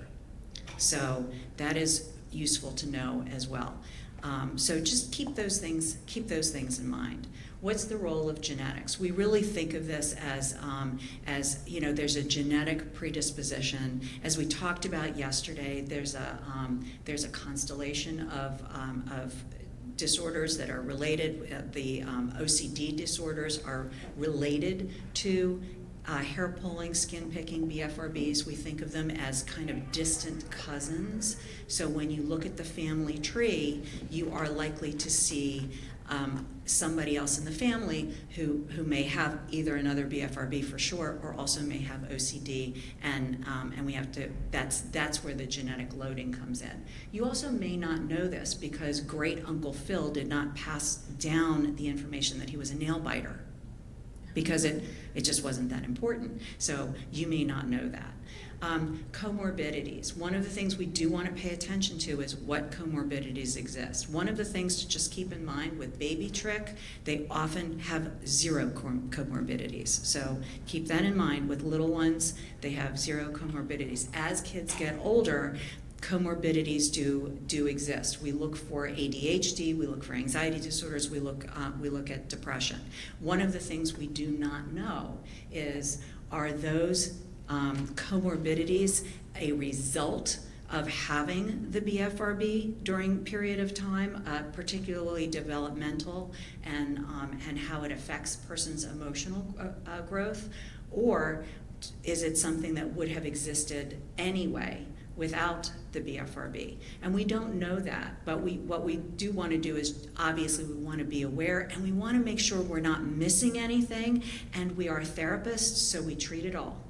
We want to make sure that we are treating everything. And if someone, and I mentioned this yesterday, has such severe depression they can't get out of bed, then starting to work on the BFRB is not the right starting point. We want to work on depression. But if someone can get out of bed and they are functioning and they also have comorbid depression, we want to understand, how is that depression affecting your hair pulling or skin picking? So we want to understand how they are affecting each other and coexisting. We also look at high rates of sensory dysregulation. So we want to understand that as well. One of the things we do know is sensory dysregulation or sensory processing problems exist 100% in children with autism and autism spectrum disorder. But 5% of the general population that does not have ASD also experiences sensory dysregulation. That's super important to know, because when you start talking to the parents of the children with about sensory dysregulation, the automatic fear for that parent is, are you suggesting that my child has autism? Because they associate the two. So we have to be very clear. We really understand this phenomenon as being a phenomenon unto itself. We want to understand it, and again, understand how it's affecting the BFRB. We have, through the research that's been done more recently, although we've always known this, but now we have the research to underpin it. People with BFRBs have sensory dysregulation. They have some form of it. And the BFRB is helping the person with their sensory regulation, and we're going to talk about that in a little bit. Oh, there we go. So that's something to just keep in mind. So the truth about BFRBs. BFRBs are self-soothing and, just as I said, self-regulating. Behaviors that are driven by internal and external factors, which over time become ingrained into a person's daily activities, habits, rituals, such as they're feeling like they're automatic very often and uncontrollable. And I just want to make that clear, that's how it feels. And we need to really understand that, because it's very uncomfortable to feel like you don't have control. So we need to really be empathetic towards the person and understand that. And the message a lot of times these kids have gotten is, it's simple, you should stop. Because it appears that way. So we really want to understand how complex and difficult this is for children, and we want to help the parents understand what this phenomenon is. But again, self-regulation is part of what they're doing, so that the hair pulling, skin picking, nail biting, all of those things provide sensory input to a body or a system where it is seeking sensory input for a particular reason. And I'm just going to take a moment here as an aside and say, in a lot of school systems, what they're starting to do is reduce time for recess, reduce the criteria for PE, the requirements for PE, because it's a waste of time. It's not academically oriented. And one of the things that they're missing is, if you give children an opportunity to run around, work their bodies, give them motion, they're going to pay attention better. And we need to get that message out there. And we also need to help the kids understand, this is why you're having this difficulty. It's hard to sit still all day. It really is. So how can we help you with that? We're not going to fight against it. We want to help you with that. So how can we do that? And we find all different ways of doing that. But first we have to get allies in the families, the parents. Everybody should be on the same page with this. Kids are often right there with you. As soon as you explain it to them, they're like, oh yeah, I get it. And so we need, again, we want to help so that we're good advocates. good for the clients and having the clients be good advocates for themselves. BFRBs occur in children and adults that are otherwise high functioning, normal, psychologically intact, intelligent, creative individuals. That is super important. Again, as I said before, kids as well as adults feel a lot of shame and feel like they are not in control, and that feels terrible to them, and therefore they start have lower self-confidence, they lower self-esteem. We need to help people understand, you know, this means nothing about your intelligence, your ability to function, your creativity. You're a super person who also happens to engage in this behavior. BFRBs are treatable. That's another message that we hear sometimes, that oh, this is something that you can't treat. Yes, you can. Yes, you can. It's very treatable, and we want people to know now that. But the treatment is not a snap. And that's where it's a commitment to treatment. It's an understanding that we're in this together. It's a process. You know, we'll be with you as long as you need. It's really important. And but I think it's very important to understand what the experience is of your child. And I'm just going to tell you a quick story about a 13-year-old that I saw for years. She was absolutely fantastic, and she had a little bit of hair on the top of her head and no hair really all around it. She was 13, she was in freshman in high school, and she really had a very good sense of herself, which was so awesome. And one of the things that was really important is every time she came into my office, I asked, you know, how are you doing? How's dance class? How are your friends? What's school like? You know, how's your brother? Was he annoying you again this week? You know, what's your life like?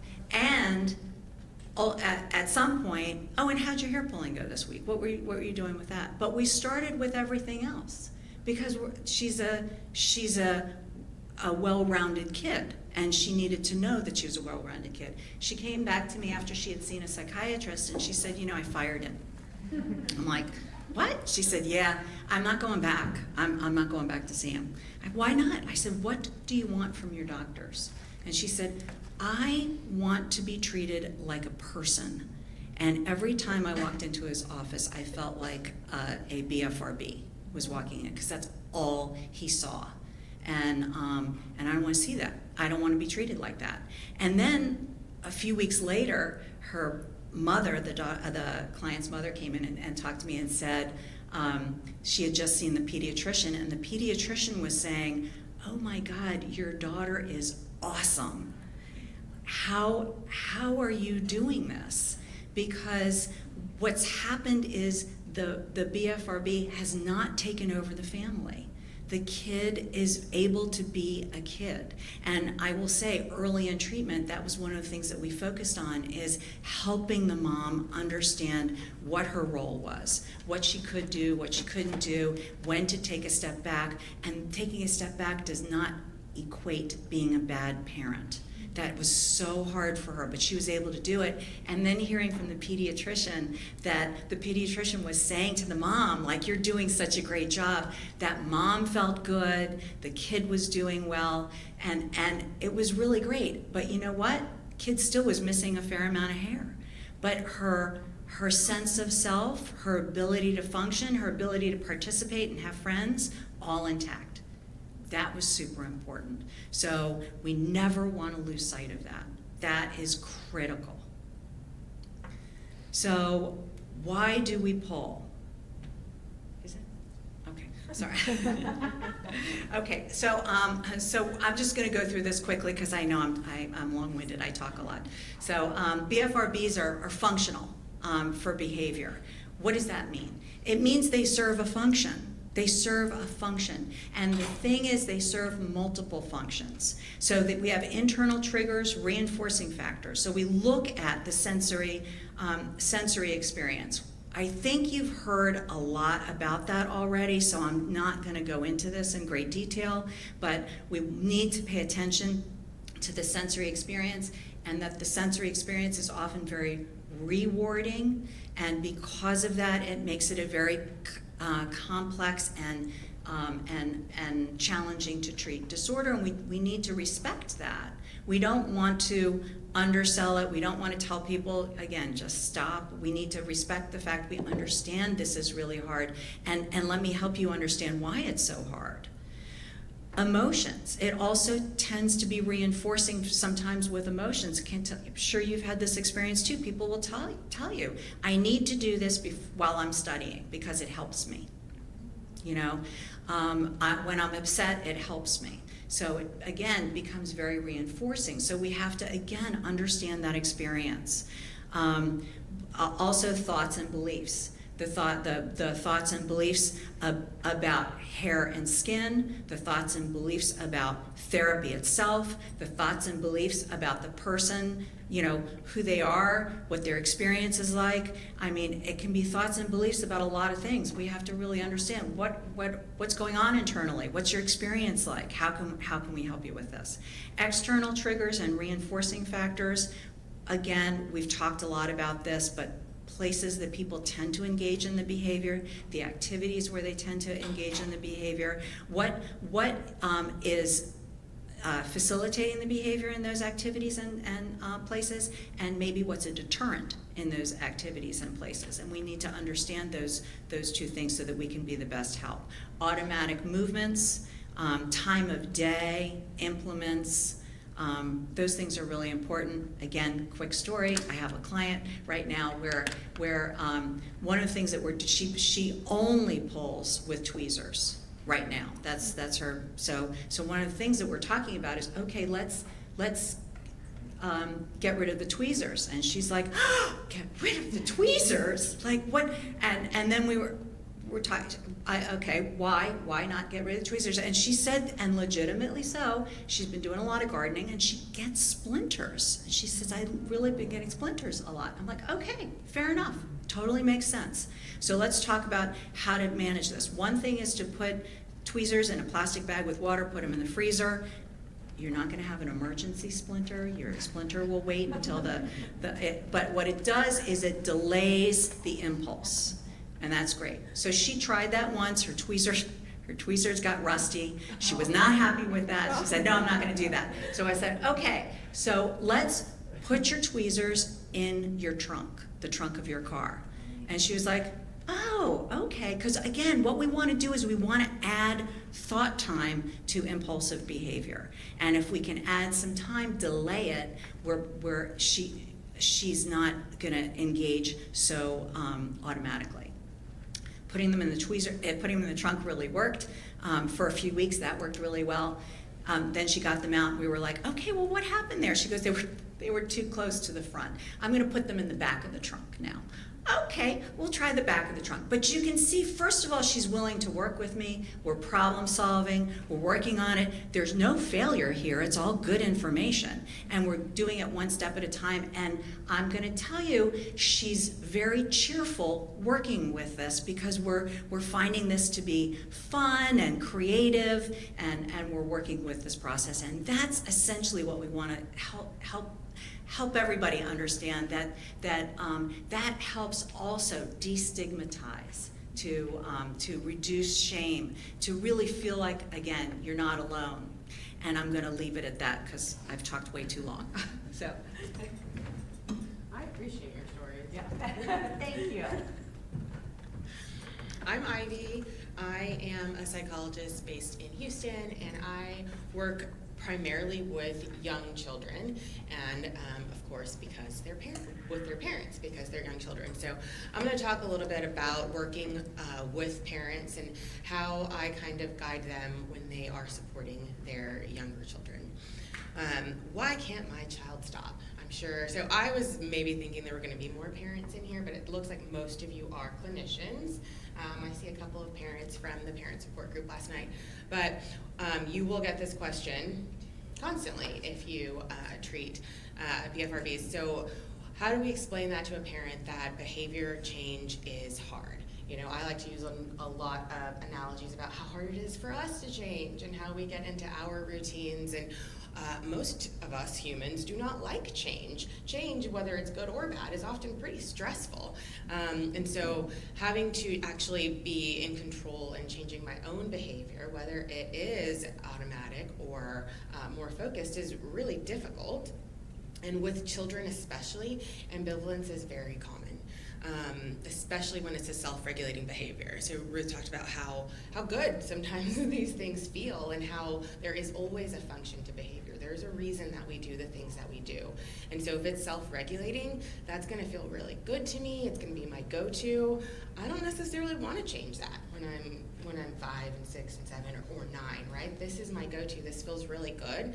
And so a lot of the times, when you're working with younger children, it's a parent that is wanting the child to change. The child isn't really seeing a lot of negative experience, a lot of negativity surrounding even the BFRB, right?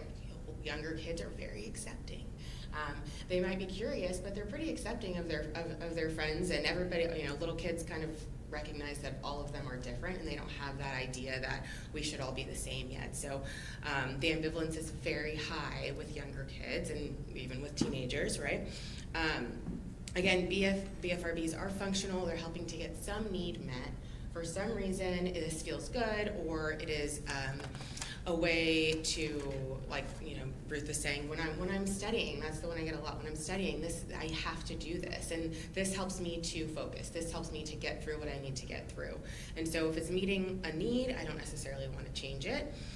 And we have to kind of connect with parents. I spend a lot of time building rapport, not just with the child, but with the parents, because they are going to be the change makers in their own home, and they have to believe me. They come into the office thinking that I'm the expert, right? And so I have a responsibility to make sure that they kind of get on board with what we know is right and what we know works. So a lot of the time when parents come, the idea is success looks like my child stopping this behavior. That's what success looks like to them. That's what's important to them. They might be feeling a lot of responsibility themselves. So building rapport, what that might look like, is helping them understand that while, we are responsible for our children, we are not in charge of their every move, of what their bodies do, of what come out of their mouth, and how they act is not a representation of my parenting. And that is a big kind of a hill to overcome with parents. So really speaking to them and building that rapport before we kind of identify ways that they might actually be inadvertently kind of contributing to the cycle.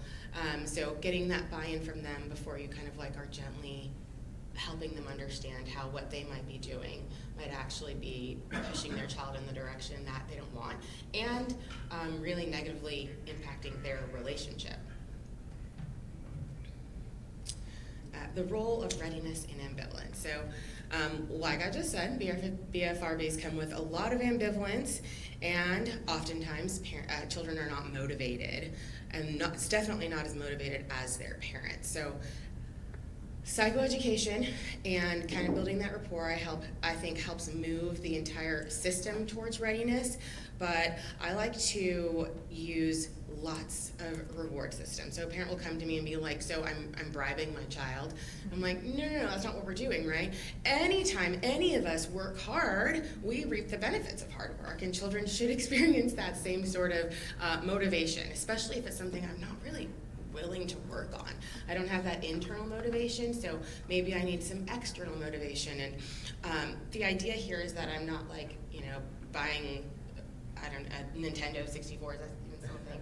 I don't even know if that's a thing anymore. I don't know what the game systems are called, Xboxes. I'm not buying a $60 Xbox game for my kid every time, they meet a goal. But maybe I have I'm really figuring out what's gonna motivate this particular child, because every child is different, and it's not about the amount of money I'm spending or anything like that, but maybe that child wants to walk to the mailbox with just you, right? Maybe they have 3 siblings and they want some one-on-one time. We'll use that a lot. Maybe they want to pick what's for dinner on Friday night, or they want to pick the restaurant. They want to have a Saturday, donut with just dad, and they want that one-on-one time.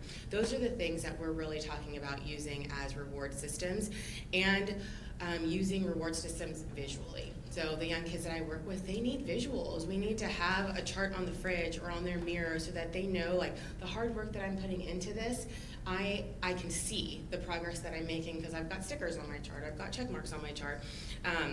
We're working on building motivation that way. And I just learned this term, this compassionate disregard. So usually I will say to a parent, we're just not gonna pay attention to things that we don't want to promote, right? What I pay attention to is what I see more of, whether it's positive reinforcement or negative reinforcement. If I'm paying attention to my child in any way, that is the behavior that I'm gonna see more of.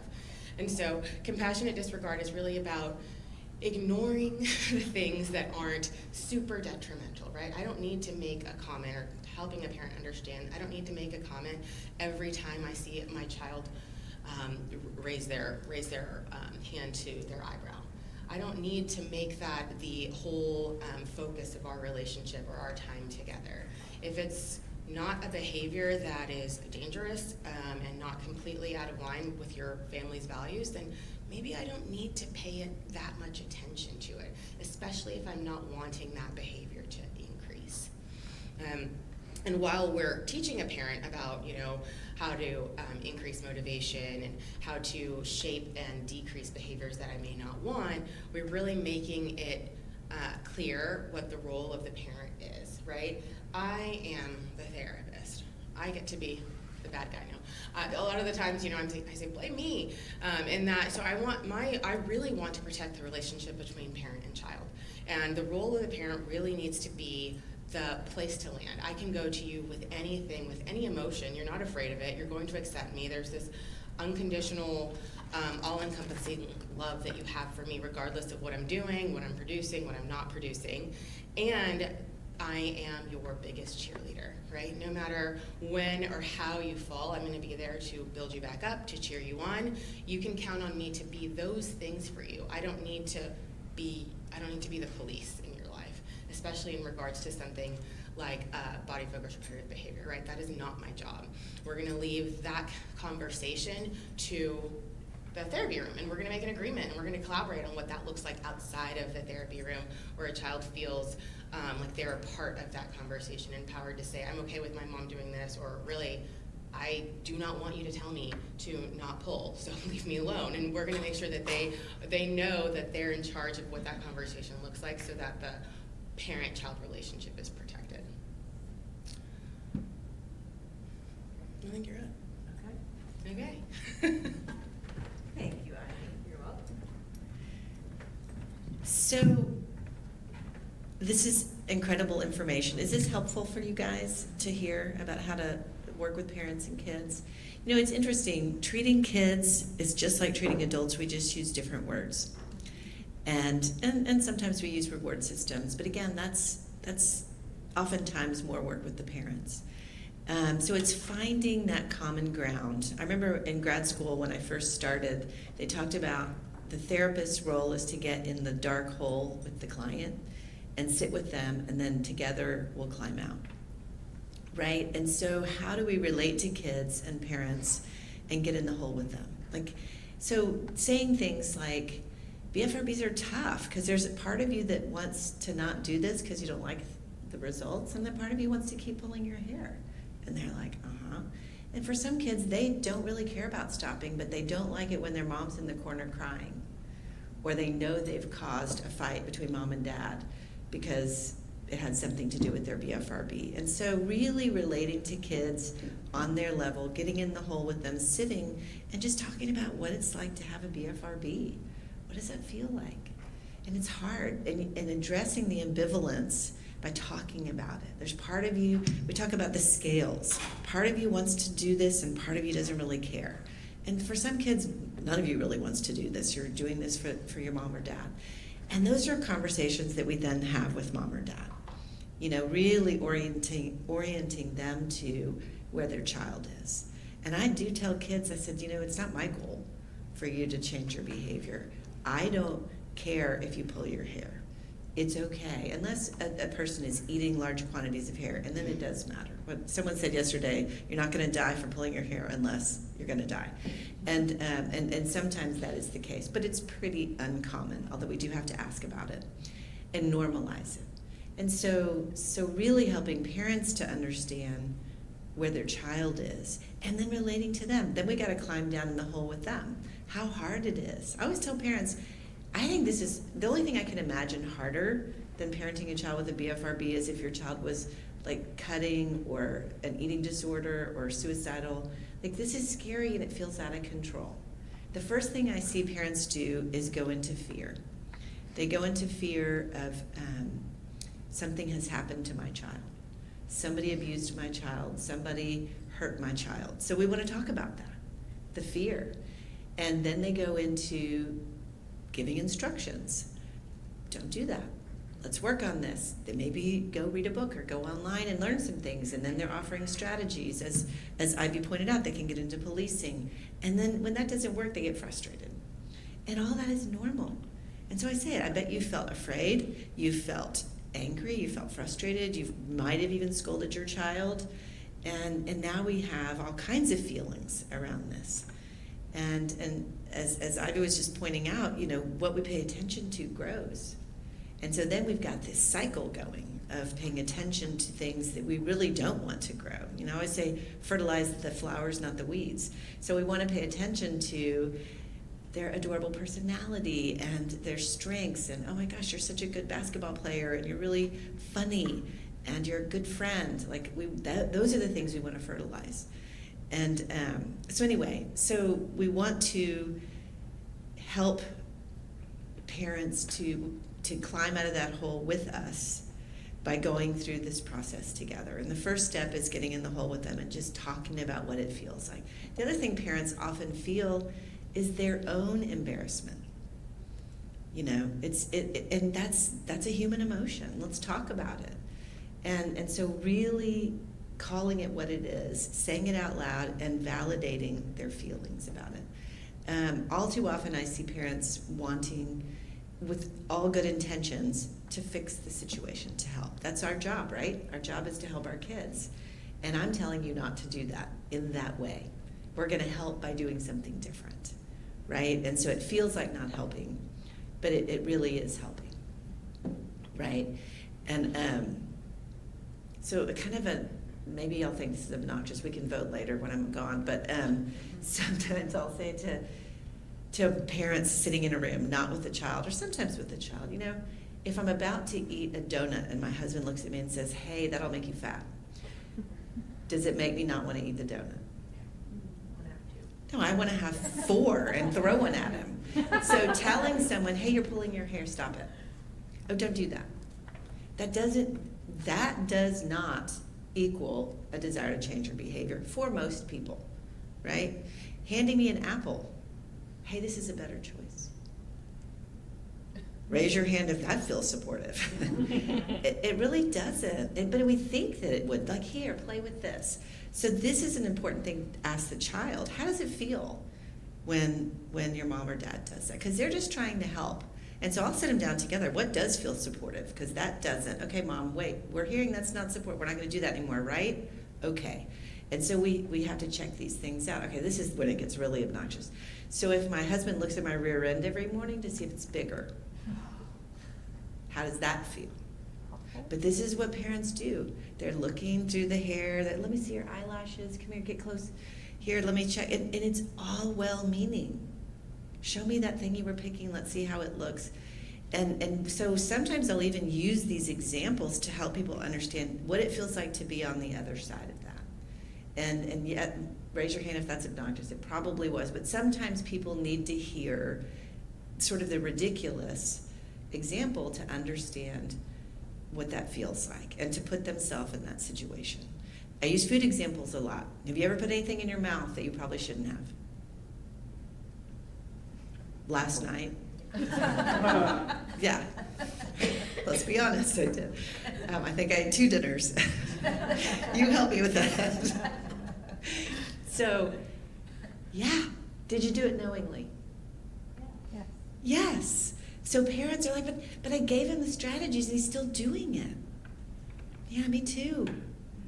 I know exactly what I'm supposed to eat and when so again, we have to normalize this and also normalize the ambivalence and how difficult this can be for the child. But it's hard to understand because parents are looking at it and go, well, it hurts. I don't get it. It hurts. And I'll go, yeah. Oh, that feels so good. You know, but people that don't crack their knuckles are like, that hurts. That sounds awful. Oh my God, how do you do that? Oh, because it feels so good. And if it makes a noise, it feels even better because you need that auditory feedback. That's the sensory piece. I'm aware it does nothing at all from a biological perspective, but it feels good. So what does good treatment look like? Good treatment looks like psychoeducation, getting in the hole with the parent, getting in the hole with the child. And we're going to talk about how we're going to climb out of this together, right?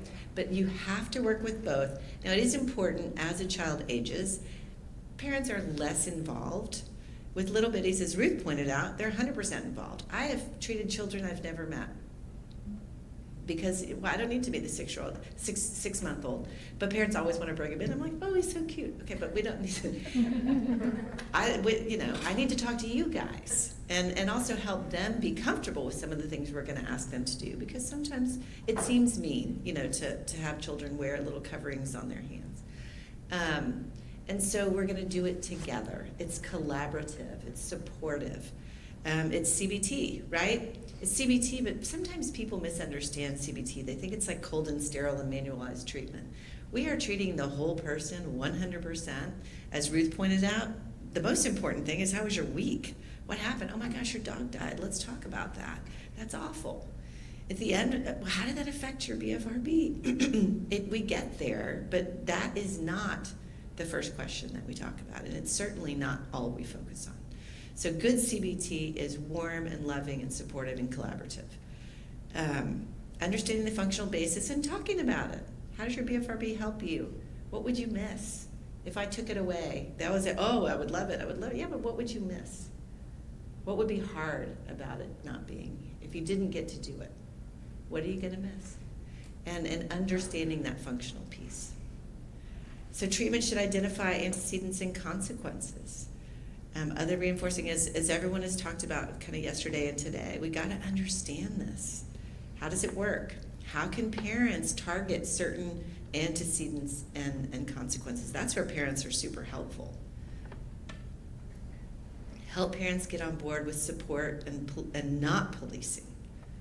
Shifting the focus. Providing rewards when appropriate. So how can we help them? And I tell the kid, okay, you're going to be in charge with giving your parent a grade. How did they do this week? And if the parent's job was to not say anything, what are you going to give your parent? Did they pass? Did they get an A minus?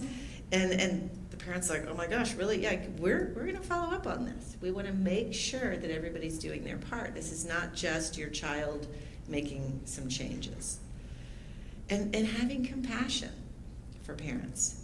We always have compassion for our clients, I hope, but we have to have compassion for parents. This is tough.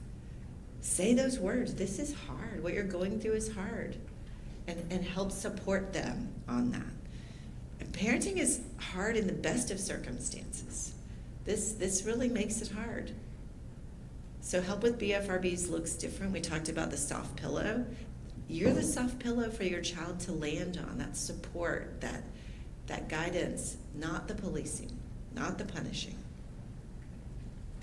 Helping doesn't mean fixing a lot of times. It's really just teaching the parents how to get down in the hole with the child. How was that? A great example of a child comes home from school with, a test in their hand, they got an A on their test, no eyelashes or eyebrows. What's your reaction? Please don't comment on the eyelashes or eyebrows. Please don't miss the opportunity to say, oh, to cheer, you made an A, oh my gosh. All that can come later, right? So we want to fertilize the flowers. Love unconditionally. The message kids end up getting, and I'm sure adults as well, from people in their life, is that all that really matters and makes them lovable is whether or not they have hair or skin. Nobody wants to send that message, but it gets sent. And I, as a therapist, I'm trying all the time not to send that message. How do we ask about it? What are we paying attention to? Because we can be guilty of that too. We can over-focus on the wrong thing And we have to be careful that we're focusing on the whole child and not just their BFRB. Honestly, it's not a problem unless it's a problem. You know, does it cause the child a problem? Now, the parents are clearly having a problem, and that's a different issue, and sometimes the work is only with them and not with the child at all. There's a whole, are y'all familiar with the SPACE program?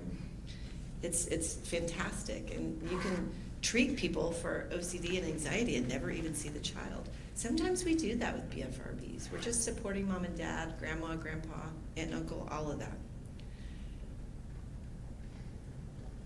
Things parents can do to help. Love your child unconditionally and tell them so. I make parents look in their child's eyes and say, I love you whether you have hair or not, whether your skin is healed or not. I make them say those words, right? They have to, oh yeah, I do. Well, let's talk about it. I want you to say it, and I want you to say it often. Ask your child what he needs from you, what feels supportive. Kids are great at telling, Mom, don't do that. When you look at me like that, I know exactly. When you give me side eye, I know exactly what you're saying. Don't do that. So we got to get kids to weigh in on this. Focus on problem solving. If there's been a setback, well, let's talk about it. Let's problem solve. It's an opportunity to have a discussion about it, not a what went wrong or what'd you forget. It's like, oh, what could we do differently next time? If you could replay that day, what would you do differently? So we look at slips as opportunities. Stay positive and supportive, stay calm, especially if you see it. That's hard. It's really hard for parents to sit in a room with a child that's pulling or picking. It's hard to not give side eye. It's hard to not comment. It's hard. So I want to help them and support them to not do harm. And again, none of this is intentional, but the messages get sent anyway. Looking for BFRB.org, obviously the TLC Foundation has a great resource list. I highly recommend it. Even telling the therapist, if you love the therapist, maybe they're working with your child on other things, they can get trained. There are books, there are manuals, there are workbooks, there are all kinds of resources that therapists can use. There are trainings. There's a very, very old and frightening training that Ruth, I have a cameo, and it's from like 25 years ago, but we're looking into remaking it when we all inherit a lot of money to do that, but it will happen in the next year or two. But there are trainings out there. Get respectfully curious. Be sensitive. Oh, this is another question we always get. What do we tell grandma and grandpa? How do we deal with this? What do we say when people are asking, is everything okay? What's going on? We got to talk about that. And I always start with the child. Well, first of all, do you want your mom and dad to say anything? And second of all, if so, what is okay with you to say? And it's always so cute. I had one client, and she disclosed to a teacher that she had trichotillomania. And the teacher, God love her, misheard her. And she thought she said chicken taco mania. And so when they finally worked it out and figured out what was going on, the child, then it became cute. And then the teacher, if she saw the child was having struggles, needed support, she'd say, you want some chicken tacos? And that was like their code phrase. And so it actually worked great. But chicken taco mania, that was. So, and I'm going to pass the baton to Dr. Greenberg, but be kind to your child, be kind to people with BFRBs. People are pretty perfectionistic, so we want to be gentle. We got to be gentle with ourselves, gentle with the kids, and gentle with the parents. Behavior change is a journey. It's not perfect. The journey has bumps all along the way, and we got to be ready for that. You're not alone. Behavior therapy works, and when it doesn't work, it's on us. We haven't done our job of bringing the patient to the table, or they're not ready, and that's okay, but that's on us. So we have to be very careful not to blame. All too often I see that happen. I see therapists get frustrated, and I'm like, whoa, hold on. We got to look at ourselves, not at the other. And timing is everything. Sometimes I'll say, you know what, you're not ready right now, and that is okay. We can talk about other stuff, or you can come back when you're ready, and they'll be like, yes, I am. I'm ready. No. It's okay. But let's just talk. I don't want to focus on. So sometimes making it okay to pause actually allows people to come forward and to be more ready. So make sure the timing is good. Okay, I'm going to pass it along.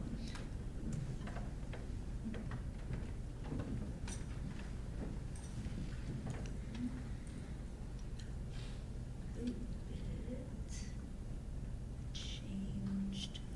I'm sorry. Oh. I don't know, put it prettier. AI did that. Hi, everyone. And I love being here and part of the panel because I also love hearing what you all are saying, and I was taking notes for things that I'm going to bring back to my program too.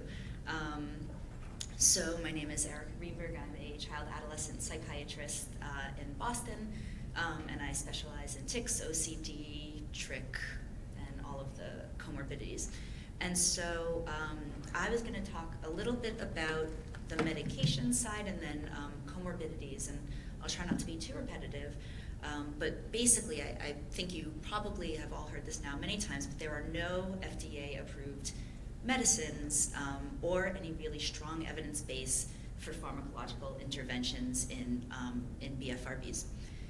So any medication that is prescribed for a BFRB is going to be off-label. That said, I don't know if any of you are familiar with John Walkup, but he had a quote that I really like, which was, "Any one medicine might work for any one person at any given time. But that doesn't mean that it's going to work for any one person in front of you or for the majority." So something to keep in mind. And in general, as we know, behavioral therapy, everything we're talking about today, should always be the first approach and has more evidence than any of the medicines. Reasons that you would consider medication, though, in BFRBs are really two or threefold. One, if there's an untreated co-occurring condition that needs its own treatment, that might be indirectly contributing to the BFRB, that's a reason to consider medication. If the individual that's engaged in therapy isn't able to access it, this is a little bit similar. So if there is more of a poor motivation, co-occurring depression, if that allows the person to be able to access the behavioral treatment more. And then, depending on how impairing the BFRB is. So again, there's no FDA-approved medications, but that doesn't mean that if for somebody it is really debilitating and negatively impairing their life, that you wouldn't try some of the medications that we have, and I'll go through some of those. And really, whenever I'm thinking of medications, I'm thinking about what are the risks of taking it, and especially with BFRB, just because we talk about so much of the shame, there's the side effects, but also the self-stigma. Am I having to now take a medication because of something that I already don't feel like I can control? But also you want to weigh that against the risks of not doing something. And so, the potential for benefit, again, knowing that the medications we have aren't very effective. And so key takeaways are that SSRIs, selective serotonin reuptake inhibitors, are frequently used, but don't beat placebo. And it's a pet peeve of mine because kids will come to me and on like Prozac or fluoxetine, whatever, and I'll say, "Oh, what are you taking that for?" They say, "Oh, my trick, but it's not working." I say, but it doesn't work for it. Like that's, is there OCD? Is there AD? Anxiety, depression? So frequently prescribed, but not better than placebo. Again, when there's co-occurring conditions, it could help to think about.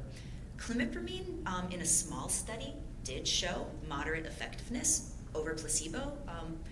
And in the study, there were significant side effects. I use clomipramine a lot in OCD, and I actually don't see as many side effects as I was sort of led to believe when I was in training. But the other issue with it was that the results weren't maintained. We've heard a lot about NAC and acetylcysteine, which beat placebo in an adult trial. Replication in a youth trial was negative. Positive results in meta-analysis, but really needs deeper review. Anecdotally, I wish I had more positive experiences with NAC. I certainly have a number of people who do benefit, and I've had whole families start taking it and will come back, and the mother or father will say, "Wow, it really helped me." But not always for the intended person. But again, just because it's such a low risk potential benefit intervention, I'll often recommend it. Antioxidant, why not? Unless it causes GI symptoms and it can be a pain to take. But so that to me is sort of, I lean more on the like, why not, versus a more, not that SSRIs are potent, but a more like official medication, where you're really, again, weighing risks, benefits. And then very recently there was a study on memantine, which is another glutamatergic agent, and that was shown to be superior to placebo, but I think that too would benefit from replication. But again, you know, if you are thinking about targeting BFRBs with medication, you're maybe thinking of clomipramine, NAC, memantine, and you know, there's a number of additional agents that have been trialed too. So one is olanzapine, which was shown to be superior to placebo, but the side effects of olanzapine in particular can be pretty hard, significant metabolic syndrome, weight gain. And so again, you want to make sure that the cure is never worse than the disease. So again, this is why we're always weighing the risks and benefits. There's also been a number of open label studies with other neuroleptics. So you can use these words interchangeably, but neuroleptics, antipsychotics, I don't like that because you know, anytime I use the word antipsychotic, it's always couched with like, we're not concerned about psychosis. You know, it's a really, this is a dopamine modulator, and it goes by, you know, but historically it's been in that category because that's what it was originally used for. But there's been open label trials with those, no double-blind studies, but haloperidol, risperidol, aripiprazole. But again, you're weighing the cost of the treatment itself, so potential weight gain, extrapyramidal symptoms, that's like stiffness, dyskinesias, basically those, and you know, potentially sedation. Naltrexone is interesting. There was a positive open label study in youth. It was negative in adults, but there was a subgroup, like a sub-analysis that showed that it might be particularly helpful in those that have a substance use history in the family. And so we know that naltrexone is also used sometimes in substance use disorders, and so we're often thinking about, you know, the impulsive, compulsive side, and so whether those, you know, whether those that may have a family history might have more of the impulsive components, you know, to be determined, but it's something I've certainly tried. And then topiramate, which is a positive open label study, but no randomized control trials. There's also been a number of other small trials, milk thistle, inositol, dronabinol. I actually don't even know what silamorin is, but they were not positive trials. And there is some enrolling trials right now, cannabidiol. So again, I do a lot of work in Tourette, and I think that there's a very significant overlap, at least how, you know, I think of trick and Tourette, and so these are also medicines that have been trialed in that group as well, even though they're not necessarily as effective as they are in tics. The challenges with what we know about pharm, again, it's small samples, we don't have the repetition, we don't have the long-term data, and there's high placebo rates. And another comment that I remember, I was with Michael Block a number of years ago, and one of the things he pointed out, and I agree, is oftentimes when you start an intervention, you see a benefit, and then you regress to the mean. And so oftentimes, like, I'll prescribe something and they'll come back in a few weeks and like, this worked so well. And then a month later, you know, back to where it was. So I just think there's a lot of sort of homeostasis sometimes with pulling, which is, again, I mean, for a million reasons why the behavioral treatment is so important, but it's just sort of a common theme that I've seen with medication. I don't want to put down medication too much, because again, it can help, and I have seen it help for some people. It's just there's not the strong evidence base, and we have better evidence for behavioral therapy. And so I wanted to circle back now. So one of the main reasons we do use medication that we've talked about is when there's a co-occurring condition that you're targeting. And comorbidity is the rule, not the exception in BFRBs. So in adults, 80% of people will have a comorbidity. In teens, it's I think it's 40%. In younger kids, it gets down to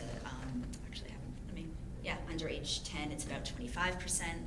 And I really like your point, but we don't know. We don't know if some of these conditions are secondary or just part of the clinical course because someone is already vulnerable to developing these sets of conditions.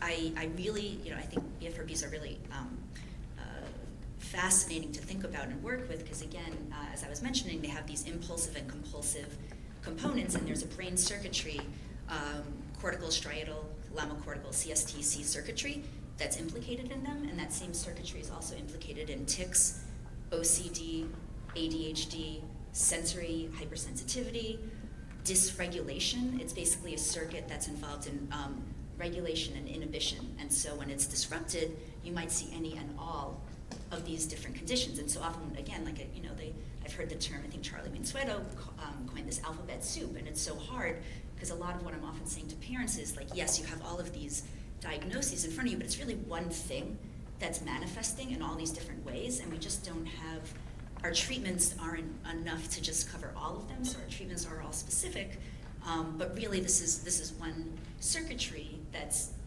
more disruptive. And so that's part of why we see all of these comorbid conditions. So anxiety, 60 to 80%, the gold standard medication, SRIs. So again, if you have anxiety, you're treating that, it might indirectly help. And then I listed all of the different medications that we use to treat anxiety, and you'll see some of these do overlap with some of the ones that have been trialed in BFRBs. And I'm always making it very clear, hair pulling is not caused by anxiety. I think you've heard that over and over today. It can exacerbate it, it's not the cause, and so that's another thing I'm often helping families and parents to understand.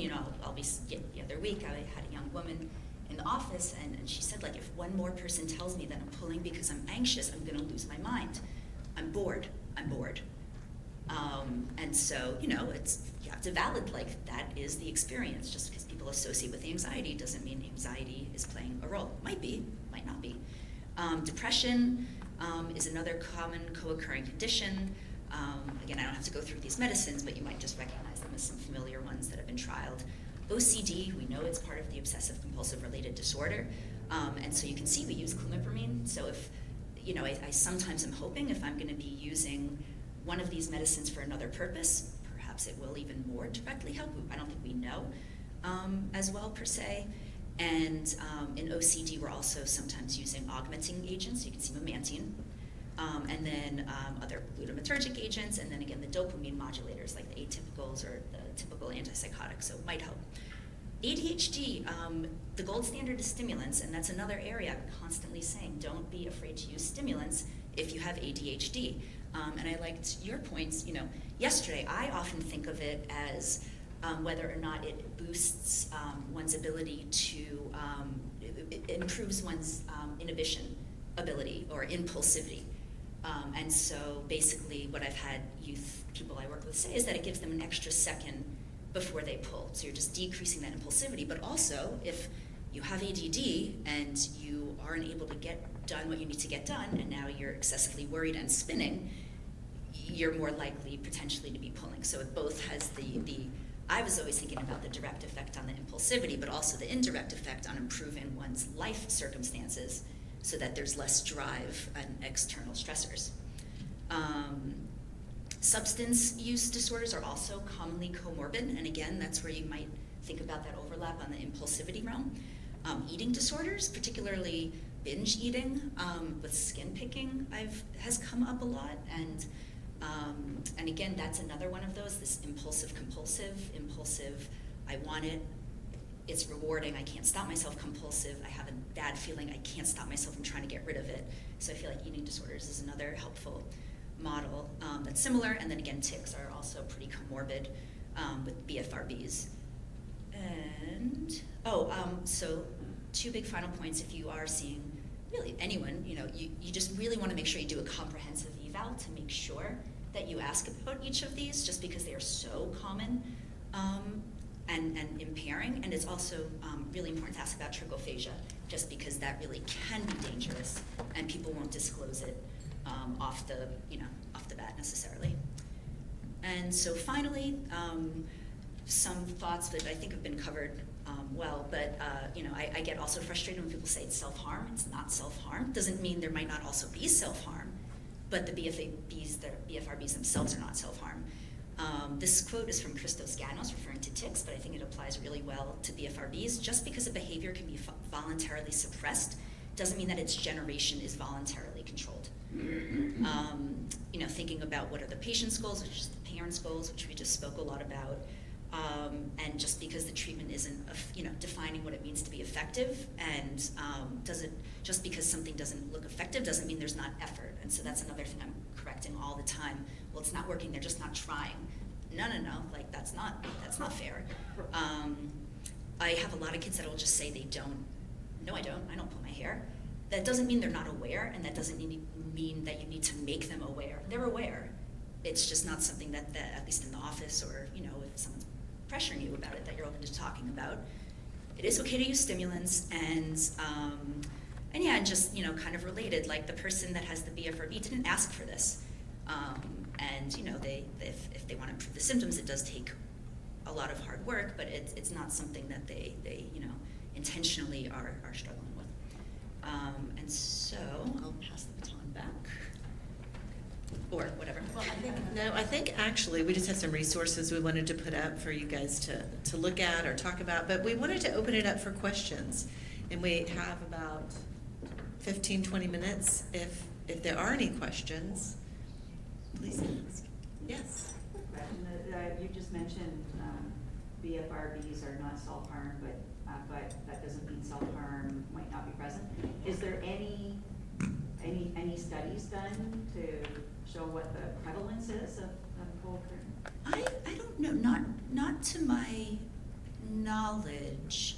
I mean, we know that dysregulation, I wouldn't be surprised if there might be a higher overlap, just because, again, we're talking about how almost all co-occurring conditions are more likely, but to my knowledge, I don't think of it necessarily as a risk factor for self-harm, but a lot of the patients I'm seeing come in with multiple conditions that are more risk factors for self-harm.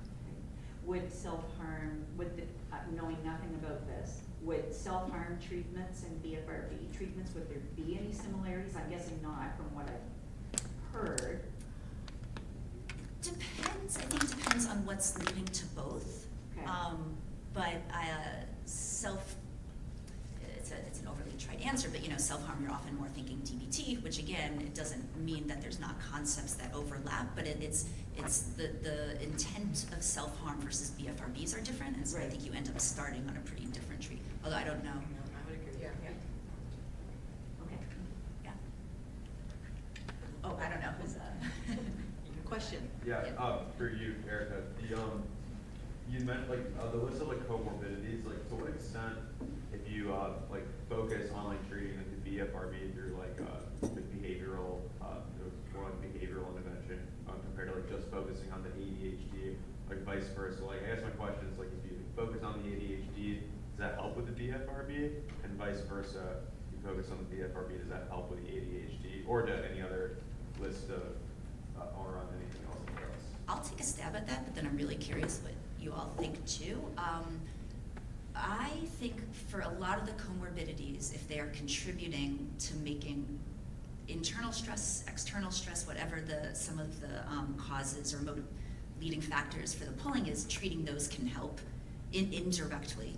I wouldn't be surprised if one helps in the BFRBs, and one is becoming more mindful, more focused, if that might not have a cross benefit on ADD, but I wouldn't assume that by treating the BFRBs, you're going to target the ADHD, etc. The degree to which there's depression, demoralization, this is the question, is it co-occurring or is it secondary? That might be helped if the BFRBs are targeted, but for the co-occurring ones in general, all of our treatments are so specific that I wouldn't necessarily expect treating BFRBs to help each of those others, but Yeah. So I completely agree. I would also add, because I think this is a sticky point sometimes when there are co-occurring conditions and the expectation of either the client or the parent is, oh my goodness, if we could just get this depression under control, then the BFRB will take care of itself. And that is not accurate. But as Erica said, exactly, to the degree that the depression, if that's what you're talking about, interacts with the BFRB, and helping the depression will help that interaction, but you still have to target the BFRB and use all of the skills that you need to use in order to address that. So it's an aspect, you know, it's you really want to be clear on what you're addressing, and you want to be clear on the expectations for the client and the parent. Yeah, I was just going to speak to expectations, and one thing we didn't mention, but I'm sure it's been mentioned this weekend, but I'll mention it again, is expectations for treatment, whether it's medication or behavior therapy. Oftentimes clients come in, the expectation is that we're going to take away their desire to pick and pull, and that is not possible. I mean, the only time occasionally with NAC, see people see reductions in urge, but really the goal is to learn, like any therapy. We're not taking away depression, we're not taking away anxiety, we're teaching people how to manage those things when they show up. And teaching them that they can do hard things, like manage anxiety, manage urges, manage difficult situations. And so again, we have to be very clear about what the goals are. Yes. Okay, so I had to write down my question because I would have forgotten otherwise. This is kind of a situation I've actually come across in sessions with children and parents, because some of my littler biddos, but not quite baby tricks, so around age 8, 9, 10, often want mom and dad in the session with them because they feel more comfortable. I'm always like, you know what, if you feel more comfortable with mom and dad, let's have mom and dad. If you feel more comfortable with just me, let's do that. But something I've come across recently, and well, I mean, it's happened before too, but is like if a kid says that they're not pulling, and then the parent says, no, they are pulling, because this has happened, especially recently, where the kid had a self-report of, I only pulled once this week, and then the parent sent me an email and said, oh, I caught them, they pulled all this time, I think they're lying to you, kind of thing. Like, do you check in with the parent during the session to confirm or deny that self-report, or do you check in later? Do you not even check in? Because like I know that's a big issue a lot of times, is kids under-report and parents over-report, so like meeting in the middle, but also not like throwing the kid under the bus. Right, and I'm so glad you brought that up, because it's not uncommon, and I'll hear the L word, you know, like my child is lying, and I have to really control myself because I don't like that word. Your child is not lying, your child is, you know, there's all kinds of things that we misrepresent because we don't like to talk about it. You know, I think I admitted that I had 2 meals last night. I shouldn't have done that. You know, I just ate 1. I mean, we say things because we're embarrassed, or we don't want to admit it, or we probably shouldn't have done it. And so I try to really reframe that with parents. And also, this is not like an interrogation where we're looking for evidence of doing wrong. This is not what this is. Okay? And if a child is misrepresenting, let's talk about why. Let's talk about understanding where your child is coming from, and not make it about did they or didn't they or how much. And I have to really work with parents. And so in that situation, it's tough when you have them both in the room. And I would 100% support the child. And then later, I would circle back to the parent and say, I hear you. Again, we got to get down in the water well with the parent and talk about it. Like, it's frustrating. I hear you. But this is where your child is coming from. And calling him out and calling him a liar, like that doesn't feel good either. And so we have to find other ways to manage that. And I would also wonder if that's a child who's maybe not 100% ready for treatment. And so we might do some motivational interviewing. We might do some, you know, readiness work to help that child get there. But I would never sit there and try to validate that. What I would bring up is how hard it is. This is really hard. So, and I would just add great answers. I would just add that parents very often over-report and kids very often under-report. And that's kind of just a common rule. And the reason being, first of all, young young kids also developmentally are protective of their self-esteem and how they feel about themselves, and they feel like this behavior is a bad behavior, and if they're engaged in this bad behavior, they're also bad people.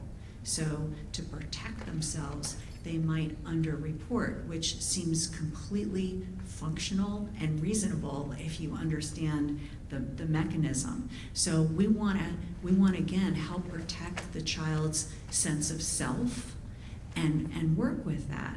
We also understand that what the parents are seeing, they're very sensitive to and very reactive to, but I can't tell you how many times I've had kids that say, I was not picking my head, I was scratching an itch. And it happened to be on my head, and my parents thought I was picking.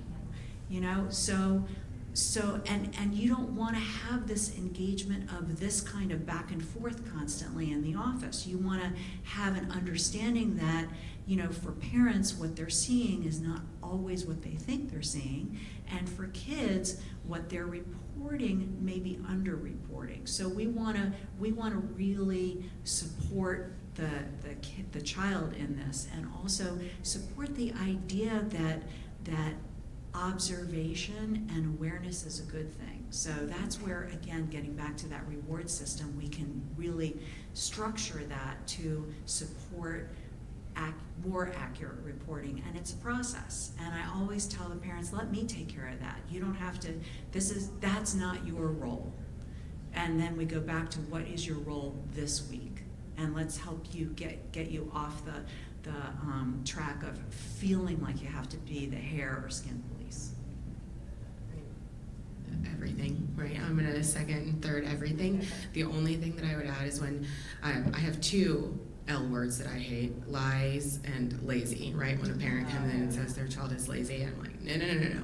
Again, right, my favorite phrase, there's a function to behavior, and I really want to help a parent understand, like, if we're gonna call it lying, why would a kid lie, right? They want to protect their relationship, they don't want to disappoint you. And how does that look with the therapist-child relationship? Because a lot of the times, we are the ones they don't want to disappoint, right? So really getting at that emotion and trying to figure out what is this child trying to protect, and make sure that I'm not only protecting the parent-child relationship, but the relationship that I have with the child. I'm always gonna side with the child in the room 100%. Question here. So I think, Dr.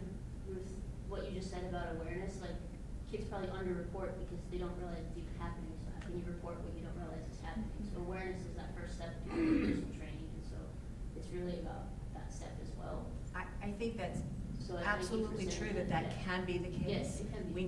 We never want to make that a blanket assumption, but we always what I want to think. be aware of that, And for then sure. to follow up, you mentioned, Dr. Ivy, you mentioned reward systems. And can you, like, I know this is gonna be a big question and probably a little bit of time, but what exactly are we trying to reward the child to do? That's a great question, right? Because sometimes a parent will think that we're rewarding not pulling. That's not what we're doing, right? So I'm very, very collaborative in the therapy room, and I'm coming up with our targets in the room, often with the child and the parent. What am I rewarding? But I'm basing that off of, I always say, the child is the star. The child is the star, hands down. This is your life. And I'm here to kind of guide and support. Parents are the cheerleaders, but what is it that the child wants to work on, and what do they want help with or not want help with? So if it's a younger child and they do want to stop picking or pulling, and the parent has provided all of these things, like, you know, the strategies or the fidgets or something like that, and a child is working on using a fidget instead, then maybe I'm gonna reward that, right? So they'll say, like, Mommy, I got that, you know, like, I'm using this instead, and I see that you're working so hard to try to use that instead, or try to calm down in this way, or you came to talk to me about feeling stressed or how angry your sister made you, and I love that we had that conversation. Those are the behaviors that I'm looking at rewarding. I'm never looking at, like, you didn't pull today, check mark. Does that answer your question? Yeah, a few, yeah, okay. Yes. Do you have anything to add? Well, It's a great question, and I think if we don't say it, parents will assume that's what we're rewarding, is a lack of behavior. And I call that a dead person goal. We don't ever want to make a goal that a dead person can do, and dead people can't pull their hair. And so that is not our goals. I know, I say ridiculous things. I was like having flashbacks to when I supervised her. So no, that is never, it's what we're rewarding is engagement. We want the child to be engaged in the process. So we want engagement in whatever that is, engagement in doing something. Like you said. I guess the question is, what is the something to do? Well, it has to, it's not like a one fits all, right? It has to be. It's whatever we're working on. Yes, whatever we're working on for that individual child. It could be meditating every day. It could be, yeah. It could be, it could be journaling. wearing your finger blocks when you're reading or studying. It could be wearing a hat when you're watching television.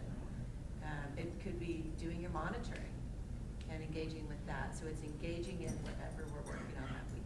So I will say just a quick story. I did have a little client where I was working with her on reporting more accurately what was going on. And if she reported, that she had a tough few minutes during a time, I was like, oh, that's so great that you're able to tell me that. I'm so happy to hear that. That is really fantastic. Her mother came in the next week and said, my daughter thinks you're excited that she's pulling her hair. So then I had to go back and explain to the daughter, it's the truthfulness. I really am so happy that you're being truthful, and that's really what we're working on, because we can help if we have this information and we know it. But the kid misunderstood what I was focusing on, so I thought that was funny. Thank you.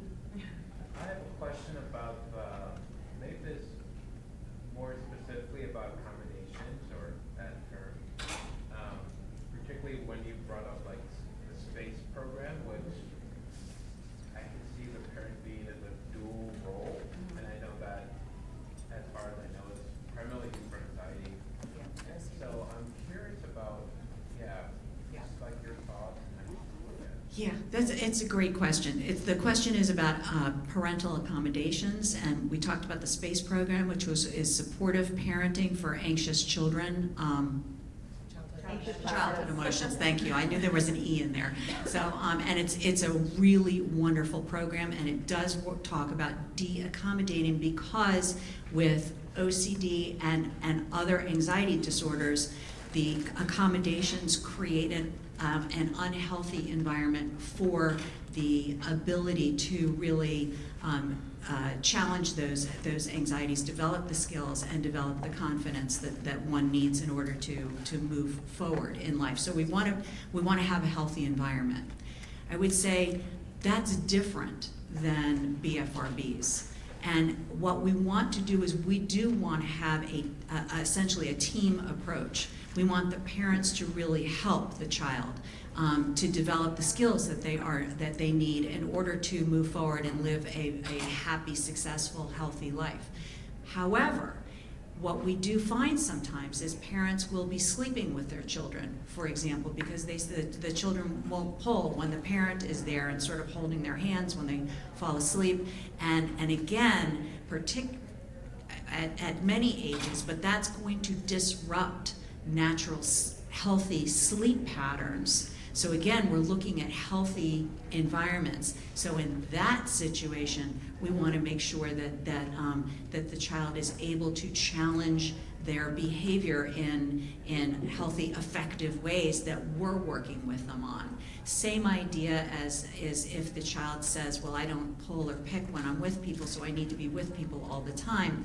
No, we want independent functioning. We want to help you with that. So to the degree that we're going to call that accommodating, yes, we want to help the environment get de-accommodated over time so that we can instill healthy, healthy functioning.